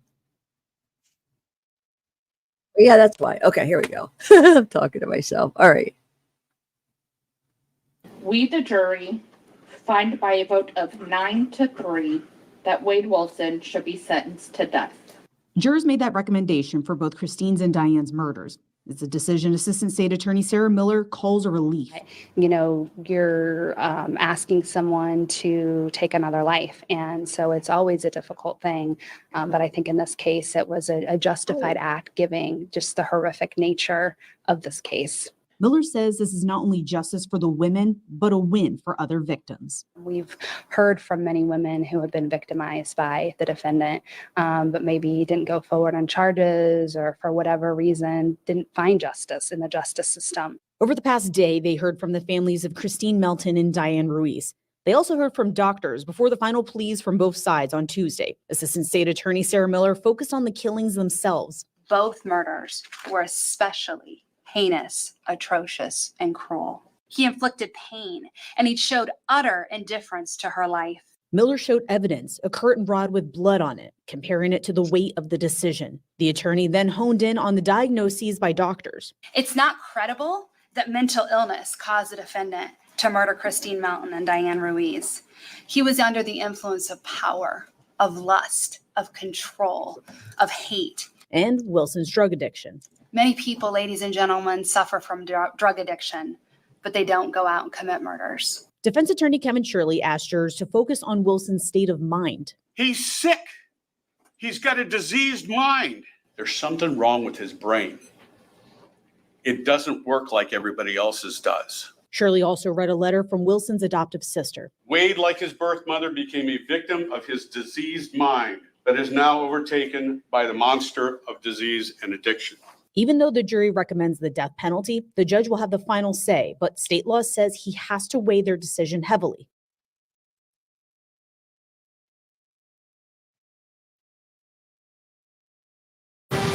Oh my God.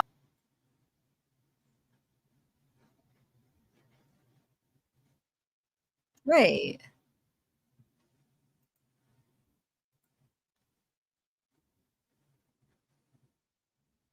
Hold on a second.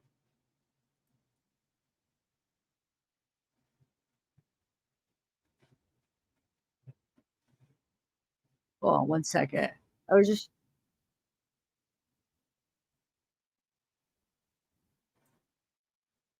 Sorry, I missed some of it because I was reading my shirt. I'll say, I know now you're talking about the woman's shirt, but weren't you asking me earlier? So I wanted to read it so I could read it to you. Because there's a few different things, right? I know, Soul, but he asked me earlier about it, is what I'm saying. Yeah, and I said I'd tell you later while I was getting a heads up on what it said. I was trying to read it because just so I could tell you. But here, I want to listen to this end of this really quick. Ultimately, the jury didn't think Wilson's past was enough to spare him from lethal injection. Prosecutor Sarah Miller says this is a victory for more than just Melton, Ruiz, and their families. We've heard from many women who have been victimized by the defendant, but maybe didn't go forward on charges or for whatever reason didn't find justice in the justice system. And so I think this win really ensures the safety of a lot of people. Yeah. Now, just because the jury recommended death doesn't automatically send Wilson over to death row. The judge will announce his sentence July 23rd. I'm live and local in downtown Fort Myers. Samantha Sorbin, NBC2. Why do every time I try to end it there, it won't work. So this says, the world needs kind people, coexist peacefully, and work together towards a better future. And then it says, freedom is good. Love. And it has crossed out my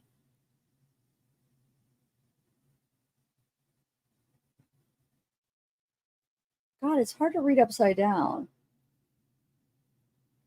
I don't know. Oh my God, what is that word? TILW.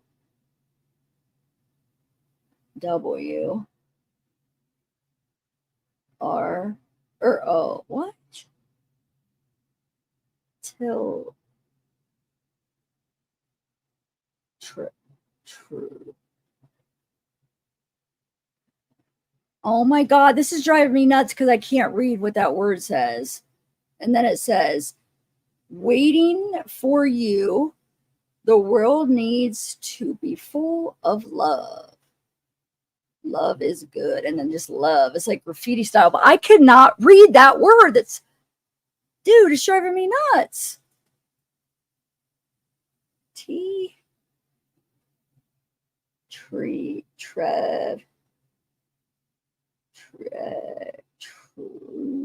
I don't know. I can't read all the letters. And I know how to read. I don't read like that slow, but when it's upside down, it's. Anyway, that's what it says. Off saying, are you happy? Oh, and then the things say, I don't know. STA start. What? Start something. Start Calvin. Oh my Lord, I can't read it.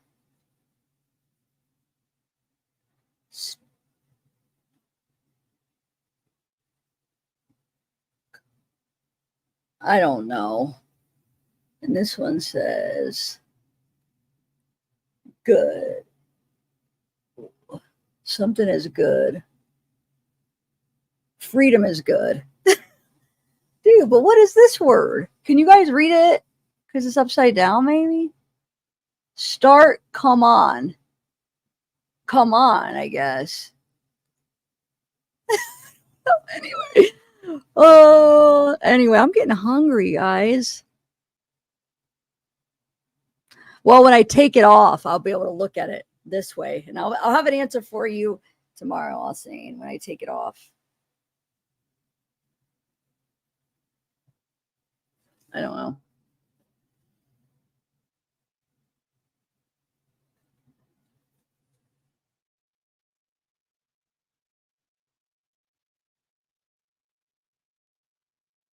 Anyway, okay. All right, I'm almost done here, so hold on. I got a few things, I think, maybe one or two.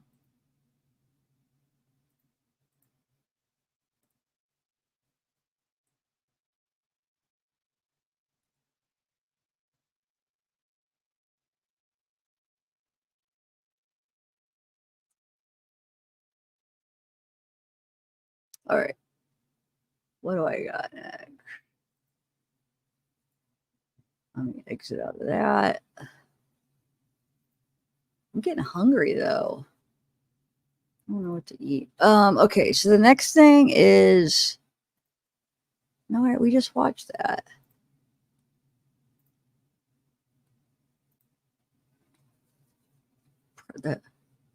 We already watched the Mila interview. Yeah, I guess I was gonna play. Wait, let me see how long this is. Oh, you want to watch the press conference? It's only like 5 minutes, but it's it's back from. I didn't watch it. It's from 4 years ago. It's back in November 19th. It's 5 minutes long. It's the press conference they had. Let's watch it. Why not?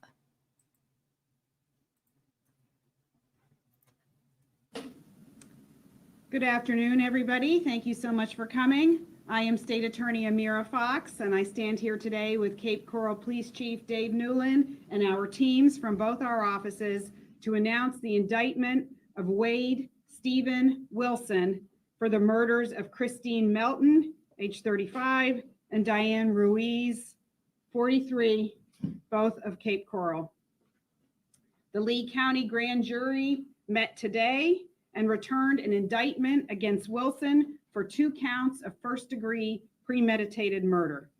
He was also indicted for 1 count each of battery, grand theft of a motor vehicle, burglary of a dwelling, and first-degree petty theft.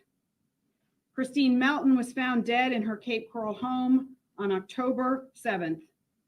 The body of Diane Ruiz was found on October 12th in a field in Cape Coral, 4 days after she was reported missing. I hope today's indictment brings some small comfort to the families of these victims. These 2 women were preyed upon by the defendant, and their murders impacted their families and shook our community. The Cape Coral Police Department investigated these homicides and the events leading up to them, which led to the arrest of the defendant. And I want to say a huge thank you to Chief Newland, his command staff, and the 2 detectives who worked this case, among others who stand up here with us today, Detective Bell and Detective Jones, and thank them for the absolutely excellent investigative work. They were meticulous, they were patient, and that is why we stand here today with a successful indictment for 2 counts of first-degree murder. Chief Newland, would you like to say a few words? Yes, thank you. Thank you. Good afternoon. As State Attorney Fox indicated earlier today, a grand jury in the 20th Judicial Circuit here in Fort Myers indicted Wade Wilson on the following charges: 2 counts of first-degree murder, 1 count each of battery, grand theft of a motor vehicle, burglary of a dwelling, and first-degree petty theft. On October 7th, officers, detectives, and support staff from the Cape Coral Police Department began investigating the death of Christine Melton. A short time later, we began investigating the disappearance of Diane Ruiz. It wasn't long before the evidence led our investigators to believe the 2 incidents were connected. Very early on, our detectives identified Wade Wilson as a person of interest. In fact, Wilson was arrested on other charges mere hours after he was identified as a person of interest. On October 10th, the body of Ruiz was located. She, like Christine Melton, was the victim of a homicide. Over the past several weeks, while Wilson was in custody, Cape Coral police officers, detectives, and support staff worked tirelessly around the clock on these two separate but related cases. We partnered with FDLE and their crime lab, the Lee County Medical Examiner's Office, and of course, State Attorney Amira Fox and her team. I realized that there was and still is a lot of attention on these cases, and rightfully so. These types of crimes do not occur often in our community. There have also been questions as to why Wilson was not immediately charged for the deaths of Melton and Ruiz. Let me be clear. Securing a successful prosecution, ultimately a conviction in this case, is paramount. A hastily conducted investigation simply for the sake of speed, where steps could be missed, benefits no one. We had to ensure that we provided State Attorney Fox and her team with the best investigation, with all of our I's dotted and all of our T's crossed, to ensure that justice will be served. The community as a whole, and specifically the families of Christine Melton and Diane Ruiz, deserve nothing less. I am grateful for the working partnerships we have with FDLE, Lee County Medical Examiner's Office, the U.S. Marshal's Office, and of course, State Attorney Amira Fox and her entire office. I am also proud of the men and women of the Cape Coral Police Department who work so hard in these cases. Thank you. Thank you, Chief Newland. This is a great example of the cooperation and teamwork between our office and law enforcement, and on this case with Cape Coral Police Department. Today's grand jury indictment is just the start of the process of this case as we move forward with the prosecution of the defendant. I want to thank our state attorney's homicide unit for their incredibly hard work on this case with the Cape Coral Police Department. Assistant State Attorney Andreas Gardner and Assistant State Attorney Agnieszka Asavico will be prosecuting this case. Wilson will have his first appearance tomorrow morning. Due to this being an active case, we will be unable to take any questions at this time, as this is now an active prosecution. Thank you so much for coming. That wasn't the same girl prosecutor, was it? Hold on. I thought...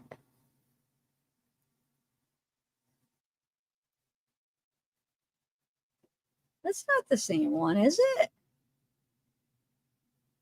Right there? I swear it was, I don't know. I'm confused a little bit. I thought it was the other girl. I thought the other girl was the prosecutor. Oh, anyway. Is anybody here that didn't see the, that wasn't here at the beginning when I played the Mila interview with Fox? Because I basically played everything I wanted to play, but I was going to possibly play that again if anybody was here. Or anybody was not here. But if not, but I'm still waiting on some things that I ordered for this case, so hopefully I'll get some more stuff. I'm going to look into, now that I know what Alexis looks like, I'm going to try to maybe pay for another background program, because the one I have isn't bringing her up. I need to find more about her because you know how I do it. And she's not in the one. Well, you know why is because, well, not why, but so you could subscribe to one of these places, and then if it's you, like, you could remove yourself. So you could just say, I forget what it says, but basically have yourself off of it. So then when people search you, it doesn't come up. So that's all she would have. I mean, anybody has to do, really. People probably just don't know about it. And then there's so many different background places. So you would, you wouldn't know of all of them to go to every one and have yourself removed, So there's got to be some that she's on. But I don't know Joey's last name. Does anybody know Joey's last name? I mean, we have a picture, but I don't know his last name. Does Jumpsuit Pablo say his last name? Can somebody email me some information? so I could find more out about him. I love to find more out. I would love to see if he has like a record or find some stuff out. But I just don't know his last name. Well, if anybody's out there that knows it, email me. And Latina, you never emailed me your video.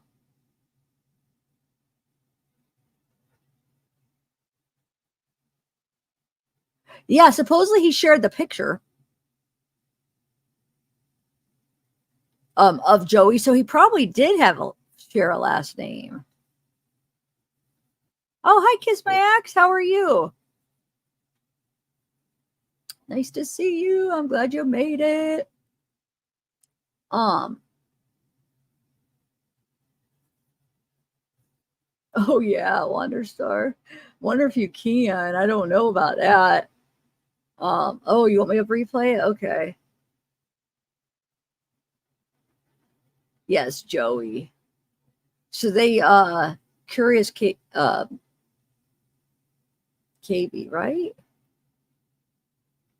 Man, I'm having one of those days where like I can't remember. I mean, a lot of times I forget a lot of things, but like I was right though. Never mind. Don't doubt myself. Curious KB. I had it right. Sent me a screenshot of Joey. So, and then Shushy or whatever, I don't know who it was, Shush or something, emailed me a mugshot of Alexis, his fiance, at least his fiance in 2023. No, we don't know if he's still with her. Here, I'll show it real quick. And then I could play that other video. Oh, wait, I did have, hold on a second. Dang it. Now I told everybody I'm leaving, and I did have a couple more things I wanted to. Well, I could do it another time, I guess. Shoot. I wanted to read that incident report of what happened when he was selling meth in jail, which we haven't read that yet, but I could just do it next time, I guess. And then I wanted to, there's some other just like random videos. I forgot. I have a whole file that, oh, well, no biggie. But so this is supposedly, well, his fiance in 2023, at least, he called her his fiance. In July 2023, on his writings that he wrote that to the court. So, and then I'm pretty sure this is from his trial, right? So that would be 2024. She's still sitting there supporting him. And then this is Joey from Jumpsuit Pablo. That's the guy that he's been talking to.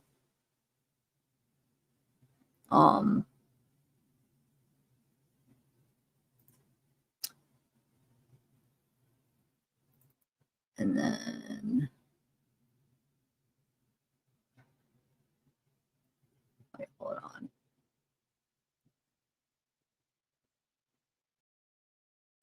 Wait.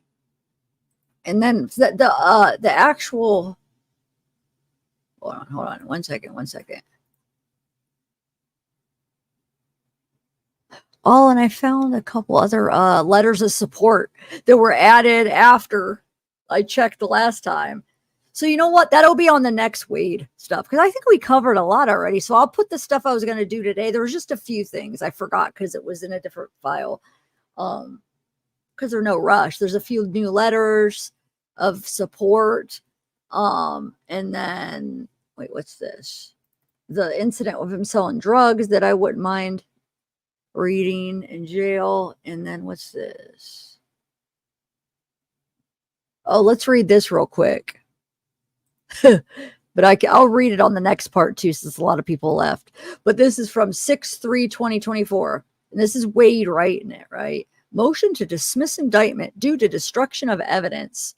The defendant, Wade Stephen Wilson, his attorney of record, Lee Hollander, hereby moves this honorable court for an order to dismiss the indictment on this case, based on the fact that the Cape Coral Police Department, the government, has destroyed evidence critical to the defense of this case. On October 8th, 2019, Detective Patricia Bell of the Cape Coral Police Department held an interview with case witness Jason Shepard where at such time this witness handed over a cell device that was known to have been left at witness's home and belonged to the defendant. This cell phone belonging to the defendant has critical evidence within it that is necessary to the defense of this case and would further sustain the exoneration of the defendant. Oh my God. No, it wouldn't. He's saying his cell phone. That Jason, remember he left at Jason's. If the defense needed it and it would exonerate him. Okay, Wade. Okay, yeah. Because the evidence was never submitted into evidence by Cape Coral Police Detective Patricia Bell, it has made it impossible for the defense to prove without a reasonable of a doubt that the innocence and exoneration of the defendant, or the innocence and exoneration of the defendant. The motion is based upon interview with Jason Shepard by interviewer Cape Coral Police Detective Patricia Bell on October 8th, 2019. Filed herewith. All files and records in the case, any matters in which the court may take judicial notice, and such further testimony, evidence, and agreement as may be presented by the defense at the hearing on this motion. Respectfully submitted, Wade Wilson. And so it was signed 5/30. So it had been a couple months before his trial. He's trying to get it because he didn't get the phone. You gotta be kidding me. Sure, Wade, sure.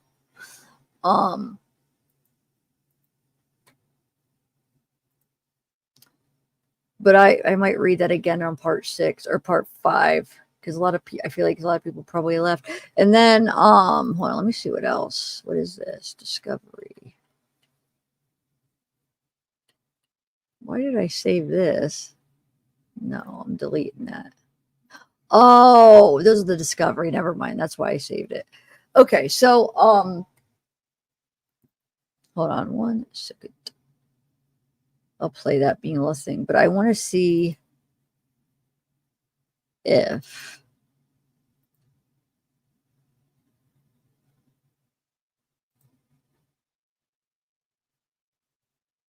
I don't need that. Let me see what these videos that I saved. Is there anything interesting?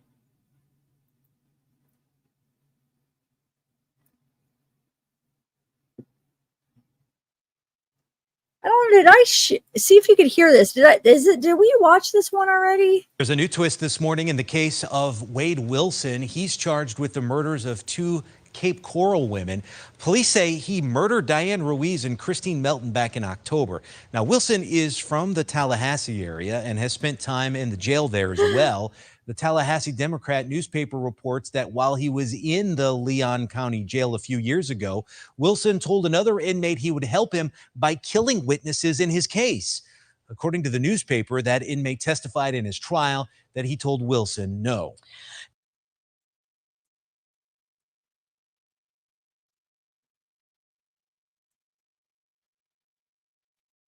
So he's saying, like, I think that's, let me offer. And then you remember that one where he's like, oh, this guy asked me. Well, I bet he probably put it out there, offered, so then he could deny and turn the guy in. I know this is a different one, but I think he did that with the first one too. So then he looks like, oh, he did something good, and they have to repay him and give him a favor. But whose birthday? Is it your birthday, Snarky Kitty? Happy birthday. Happy birthday. Wow. Or what are you doing for your birthday? Is it right now, you mean, or when it hits midnight?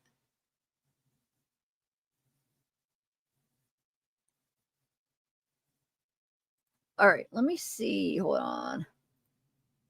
Let's see what this one is.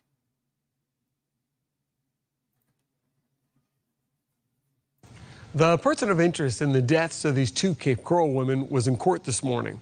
Although Wade Wilson has been connected by investigators' comments to the murders of Diane Ruiz and Christine Melton, he has not been charged actually with killing them.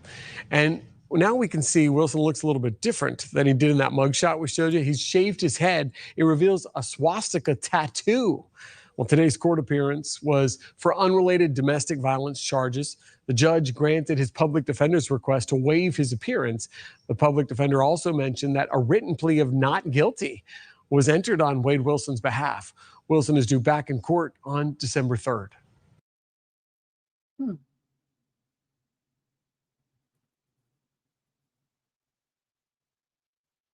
Accused of killing 2 Cape Coral women is inching closer to trial. Wade Wilson was arrested nearly 5 years ago now. Wake News reporter Liz Byro live at the Lee County Courthouse tonight. Liz, was a trial date set? Yeah, it has. And this entire case has been a long time coming. But Chris, Wade Wilson will stand trial on June 3rd, nearly 5 years after he's accused of murdering 2 Cape Coral women. Now, there have been a lot of delays in this case, including changes of attorney for various reasons. A grand jury indicted Wilson in 2019 for the murders of Diane Ruiz and Christine Melton. Wilson is accused of first killing Melton after meeting her at a Fort Myers bar and choking her to death.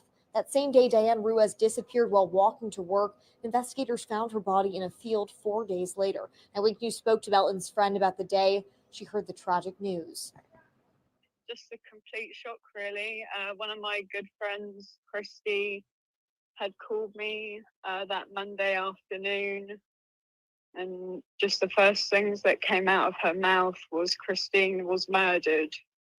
And I just instantly fell to the ground because it's just not ever something that you ever think you're going to hear in real life. So just a complete shock, really. And again, Wilson will appear in court on June 3rd. And his attorney, Lee Hollander, tells me first is the guilt phase. And if he is convicted of first-degree murder, then there will be a week-long recess and then the penalty phase where he will either get life or death. I'm live at the Lee County Courthouse. Liz Byro, Wake News. All right. Thank you very much, Liz. Oh, yeah. Hi, fan lady. Is it your birthday?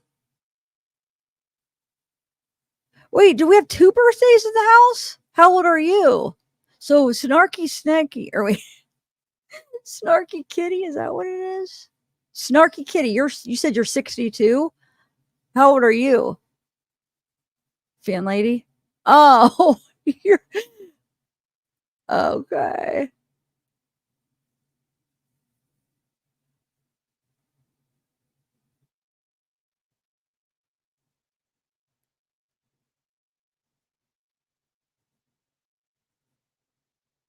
Sarah Miller's an assistant?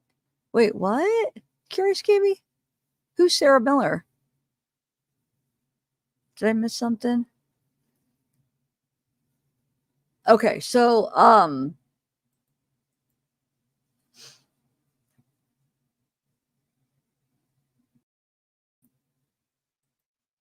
right,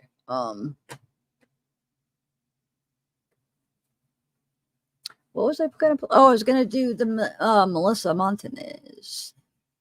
Well, you know what? I actually have that downloaded. We could just play it here instead of the channel. Yeah. Wait, hold on. Yeah, here it is. There we go. Oh, and you guys, did you guys see I did the body cam with subtitles? And it's not the body cam from it is the same body cam from the trial, but it's not from the trial. So it's like better quality. And I try to do subtitles for what he was saying because you could clearly hear what the cop's saying. So I didn't need to do subtitles for the cop, but I was trying to do it for what he was saying. And I got most of it. There's a few things I couldn't hear what he said, but I uploaded as a pre-record. I was going to play it for the live too tonight, but I don't know. I might not because I'm hungry and I'm going to play this Melissa one. In the case of 2 women killed in Cape Coral, an ex-girlfriend of Wade Wilson, who you see here, says he called her from jail Monday and confessed to the murders. Well, Wilson is the man police named a person of interest in the deaths of Christine Melton and Diane Ruiz. But right now, police have only charged him with crimes unrelated to their deaths. Jillian Hartman talked to a woman who believes she was also in very real danger. Jillian, what did she tell you? Well, the ex-girlfriend tells me she got a full confession from Wade Wilson. She claims he owned up to murdering both Diane Ruiz and Christine Melton. Now, she agreed to let us use her name, but she did ask us not to show her face and to distort her voice. He admitted over the phone to me that he killed both of those women. Melissa Montana says she got a surprising phone call from her ex, Wade Wilson, from jail yesterday afternoon. He said he strangled both of them. Right now, Wilson is a person of interest for the death of Diane Ruiz and Christine Melton.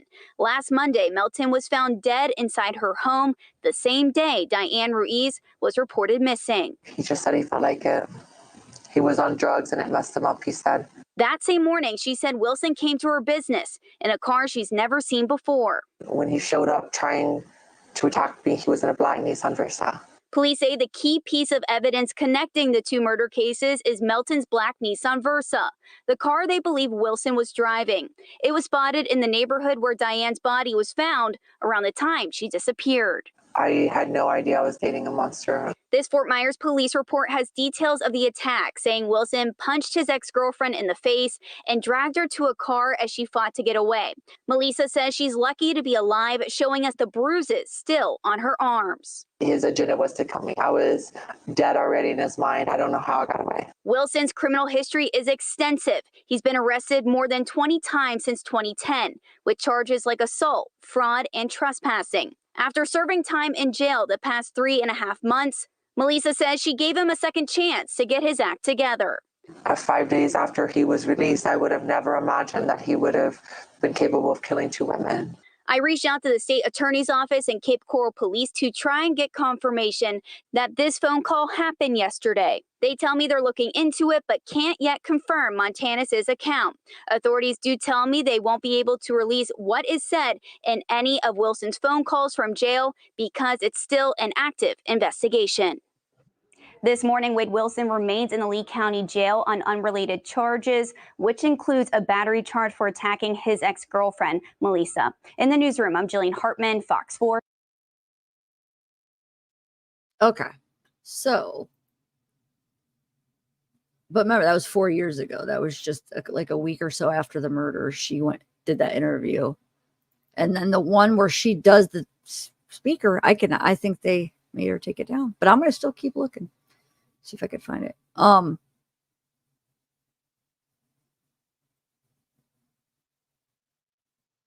Like this was posted here about on Wade. This beautiful, innocent man has us as his voice to speak for him, because they are trying to silence Wade ever since his side of what happened that night on October 2019 was told in his words on behalf of a very close friend of his. First, they disconnected his phone yesterday, and today he was blocked by contacting center people on Smart Inmate through messages like his team, and it is inhumane what they are doing to him. But Wade is not alone anymore, because he has finally found the love and comfort that he has been looking for his whole life in his support and his supporters, and I will never stop defending him and speaking out of the truth, because Wade is innocent. And if this doesn't open your eyes that there is more to this story, then I don't know what will. But I know for a fact, that Wade is 100% innocent, and I will stand by him till the very end. And no matter what happens, I don't know him personally, but all I know is that Wade brought a whole community together that will fight for him. So a manipulator in like a charismatic type person that can bring people together, right? So that automatically means he's innocent just because he brought people together. No, it's because he's a good manipulator. Women think he's a nice looking. He knows how to do it. I don't get this, guys. I don't. I am so confused. I don't know, Bethany. I really don't. It's different. I like it. If you're talking about my hoodie, I don't know. I read it earlier what it said. It's like a bunch of graffiti type. I got it a few years ago. I don't remember where though. I really don't. Anyway, yeah, I will never understand this. Because this isn't even like, he admitted, not only to cops, we haven't heard that yet, but we got to hear it to his dad and to his girlfriend at the time. And it was so obvious he was not forced, that he was just, he was saying, telling what happened. You could tell he was being honest. Well, he's being honest, some of it. Of course, he lied to Mila, saying he didn't have sex with Christine. He did. But, dude, when he gave that information, it's before people knew. Like, you know what I'm saying? It was before he was charged and stuff. So, like, he knew all the freaking details. He knew everything. He just, I don't get why people don't see that.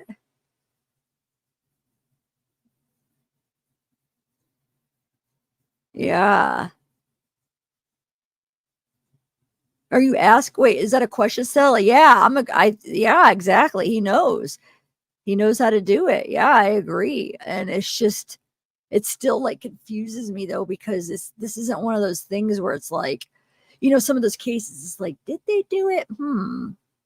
You know, this is like so obvious. That's what's so confusing, why people don't see it. I don't get it, guys. I don't get it. All right, I think I play. Oh, let me see. How long is the body cam?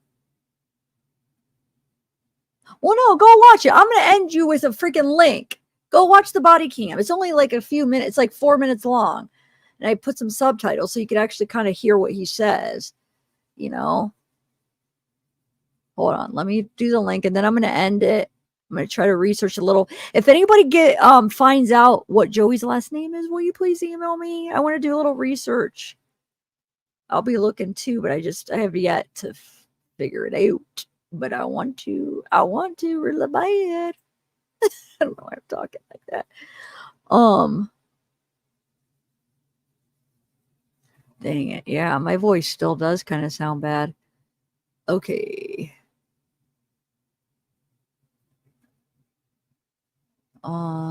Let me find that link to my thing so I could send it. It's under my pre-record. So now, like, you go to my channel, you have videos, short, or home, videos, shorts, live. So if you go to my videos, those are my pre-records. So that's what the new one here. I'm going to share the link and then I'm going to end it because I am hungry.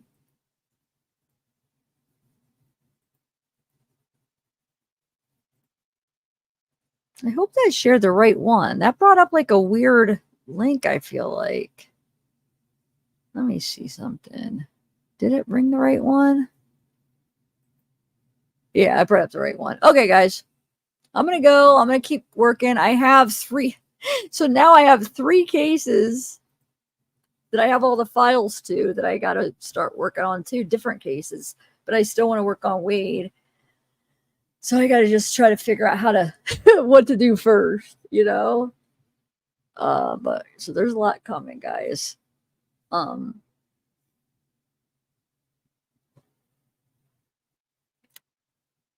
right, everybody. I'm going to go. We'll see you when I'll see you. Hopefully this weekend. Maybe Sunday. I might tomorrow. Maybe tomorrow maybe I'll work on pre-records and the case files I got for different cases. And then maybe Sunday we could do a live or something. I don't know. I'll figure it out. I'll see you guys. Good night. If you find anything interesting, email me. Wait, before you leave, put a 1 if this was interesting to you. I'm so curious. I want to know if you guys like that. Like how many people liked it and how many people didn't. I don't know. It's good to get like feedback. Hey, Christy. Thank you. Oh, Reddit for what, December Cat? I don't know what you mean Reddit for that. Oh, cool, Shane. Oh, thanks.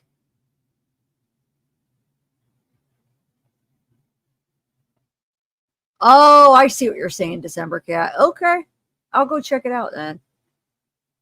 Oh, Joey Delgado. Okay. Well, just email me, guys, if you find out anything. Anything about anything. Thanks, guys. Now I'll be able to look in a little bit. I just need to get like his birthday or age or whatever. But I'll be able to figure out. All right. Bye, everybody. Oh, we have it. We have the pic. I just showed it because Curious KB got it for us. That jumpsuit Pablo.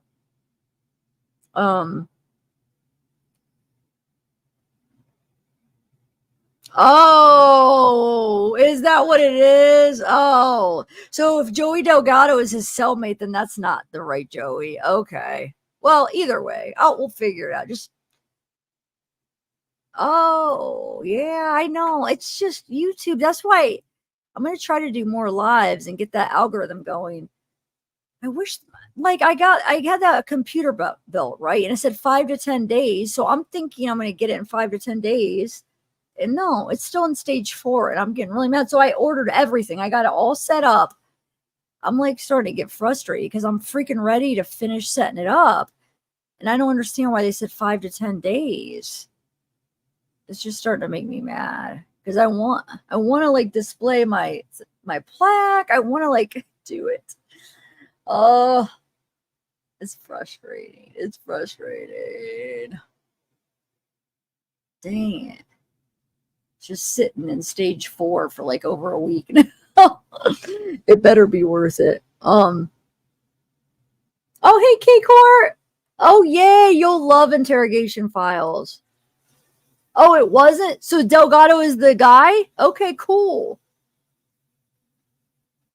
Wait, K-Court, is the jumpsuit Pablo, is he the one that had the name?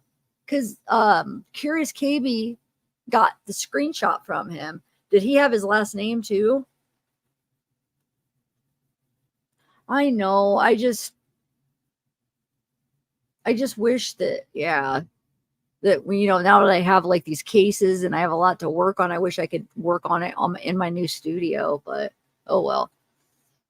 I've been wondering where you've been, K-Court. I haven't seen you in the last couple lives, but maybe you have been here and I just didn't see you.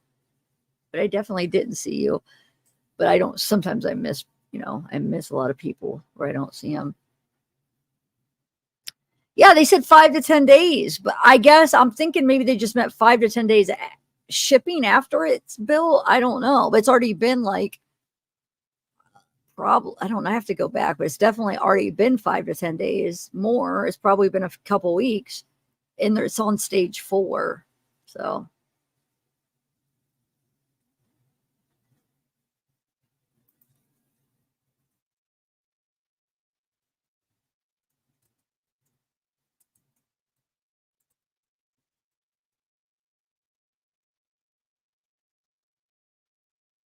I know, that's what I'm thinking, Soul. Because you saw that, right? Because when you were looking, you saw where it says 5 to 10 days, right? So what would you? I was thinking, oh, cool, 5 to 10 days. I don't know. I know it'll be worth it when it comes, but I'm just anxious, and in my head I was thinking 5 to 10 days, so I just started ordering everything else, and I don't know. Anyway, all right. Bye, guys.